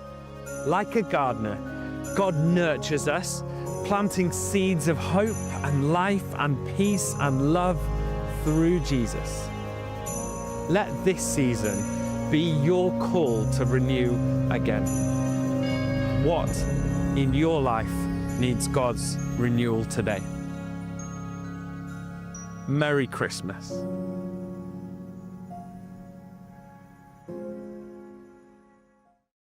Yes, Merry Christmas. Whoever decided we're doing that this year, is a genius. It was fantastic. It's lovely, isn't it? I think it's really, really nice. They're just sort of bite-sized little messages that you can think about during the day. And if you want to see any of the ones so far, the first 4, all you have to do is go to gbnews.com/advent. And GB News, you know that we love to hear what you think. So every day we're running our poll of the day. Yesterday, the Dutch government voted to place a limit on migration, pledging to keep the population to under 20 million. So today's poll question is, should Britain follow the Dutch and impose a fixed population size to control immigration? Well, the results are in. So far, 98% of you say yes, 2% of you say no. The final result will be announced later in Martin Daubney's show. And as always, if you want to get involved, head to gbnews.com/poll. Now, apologies for the whispering and gossiping going on through that, but and the giggling. Matt and Bev are here. You having all right? Yeah, your mics are on. Do you know what? We were admiring. Disgrace. Do you know what? We were admiring the vicar in his hoodie. Quite like a cool vicar in a hoodie. Yeah. I'm not sure if he was a vicar. I need to look that up. You thought he was a monk for a quick second. He wasn't wearing a habit. I thought he had a habit on to begin with. But anyway, I think they've just been really lovely, these messages. They've been great. And he looked really cool. He looked like one of those cool vicars. Talking of cool, Keir Starmer's giving a big speech this morning announcing his reset. But it's not a reset. No. It's a reset by any other definition. It's just the next move forward in their plan. Are we not allowed to call it a reset? Oh, no. Well, they're saying no. I mean, it clearly is a reset, but he's saying it's not. Obviously, I've got Matt Goodwin with me this morning, which is quite exciting. I've been very promiscuous with my co-presenters this week. I'd say I was surprised. Miriam Pace, and I'm finishing the week with Matt Goodwin, which is fantastic. But we're going to tell you what we think about those pledges, aren't we? And also what he's not talking about, which happens to be the biggest issue in the country, immigration. Talk a bit about that. Why isn't he covering that? I think they're very scared. I think it's such a big issue, they don't know what to do about it. I'm probably inherently very much on board with the idea that we are a one world planet, one globe, and everybody should be free to come and go as they please. I genuinely think Keir Starmer is on board with that idea. What do you make of the poll, our poll of the day? You'll be running it throughout your show. But the idea of saying, well, not about setting migration limits, but actually saying this is the limit of this is the number of people we need in the country. Well, I think we have to have that. I mean, we had those new figures last week. 1.2 million people came into the country last year. That's the size of Birmingham. I mean, that's how big this change is. And I think a lot of viewers out there, probably like me, they're thinking, God, this is getting a bit out of hand. We need to actually put the brakes on. Yeah, absolutely. So we've got that we're going to be talking about, and also we're going to be in Grimsby. Have you been in Grimsby this morning? Yes. Emily Carver, I love Grimsby. I think Grimsby has a lot to recommend it, but clearly they've got issues in terms of poverty and aspiration and quality of living and even life expectancy. So we're going to be talking a bit about that as well. But this is the levelling up thing, isn't it? This is levelling up agenda we should have. It's exactly for places like Grimsby to say, and get some investment in there, get things growing and moving. Blackpool's the same. Absolutely. And Grimsby's interesting, isn't it? Because remember, Reform was second in Grimsby to Labour. So what those people up there are saying really matters. We'll see what they have to say. Do you think anyone's listening? Because it feels like, especially with pensioners, with the winter fuel allowance, with the pension freeze for those living out of the country, with the farmers' issue. You can yell and scream all you like. It just doesn't seem like anyone is listening at the moment. I can't remember a time when it feels like the public are so completely at odds with the government. If you we talk about this all the time. We talk about it on the show. We listen to our viewers and our listeners about it as well. And you poll people all the time, Matt, as well. It's hard to know who this government is appealing to, who is the demographic right now, because, as you say, it's not the elderly, it's not the farmers, it's not the students, it's not the small and medium-sized enterprises. It's really just the massive transnational corporations. They're doing a brilliant job for those sorts of companies, I suppose. And the immigrants. I mean, that's the reality of the situation. And people in Oxford, Cambridge and London, and pretty much, nobody else is really tuning in. I mean, Starmer's ratings this week, -32. Yeah, it's crazy. Pretty grim, isn't it? Right, you two, we'll see you in a minute. Thank you very much indeed. We'll see you tomorrow morning. But let's have a look at the weather for you.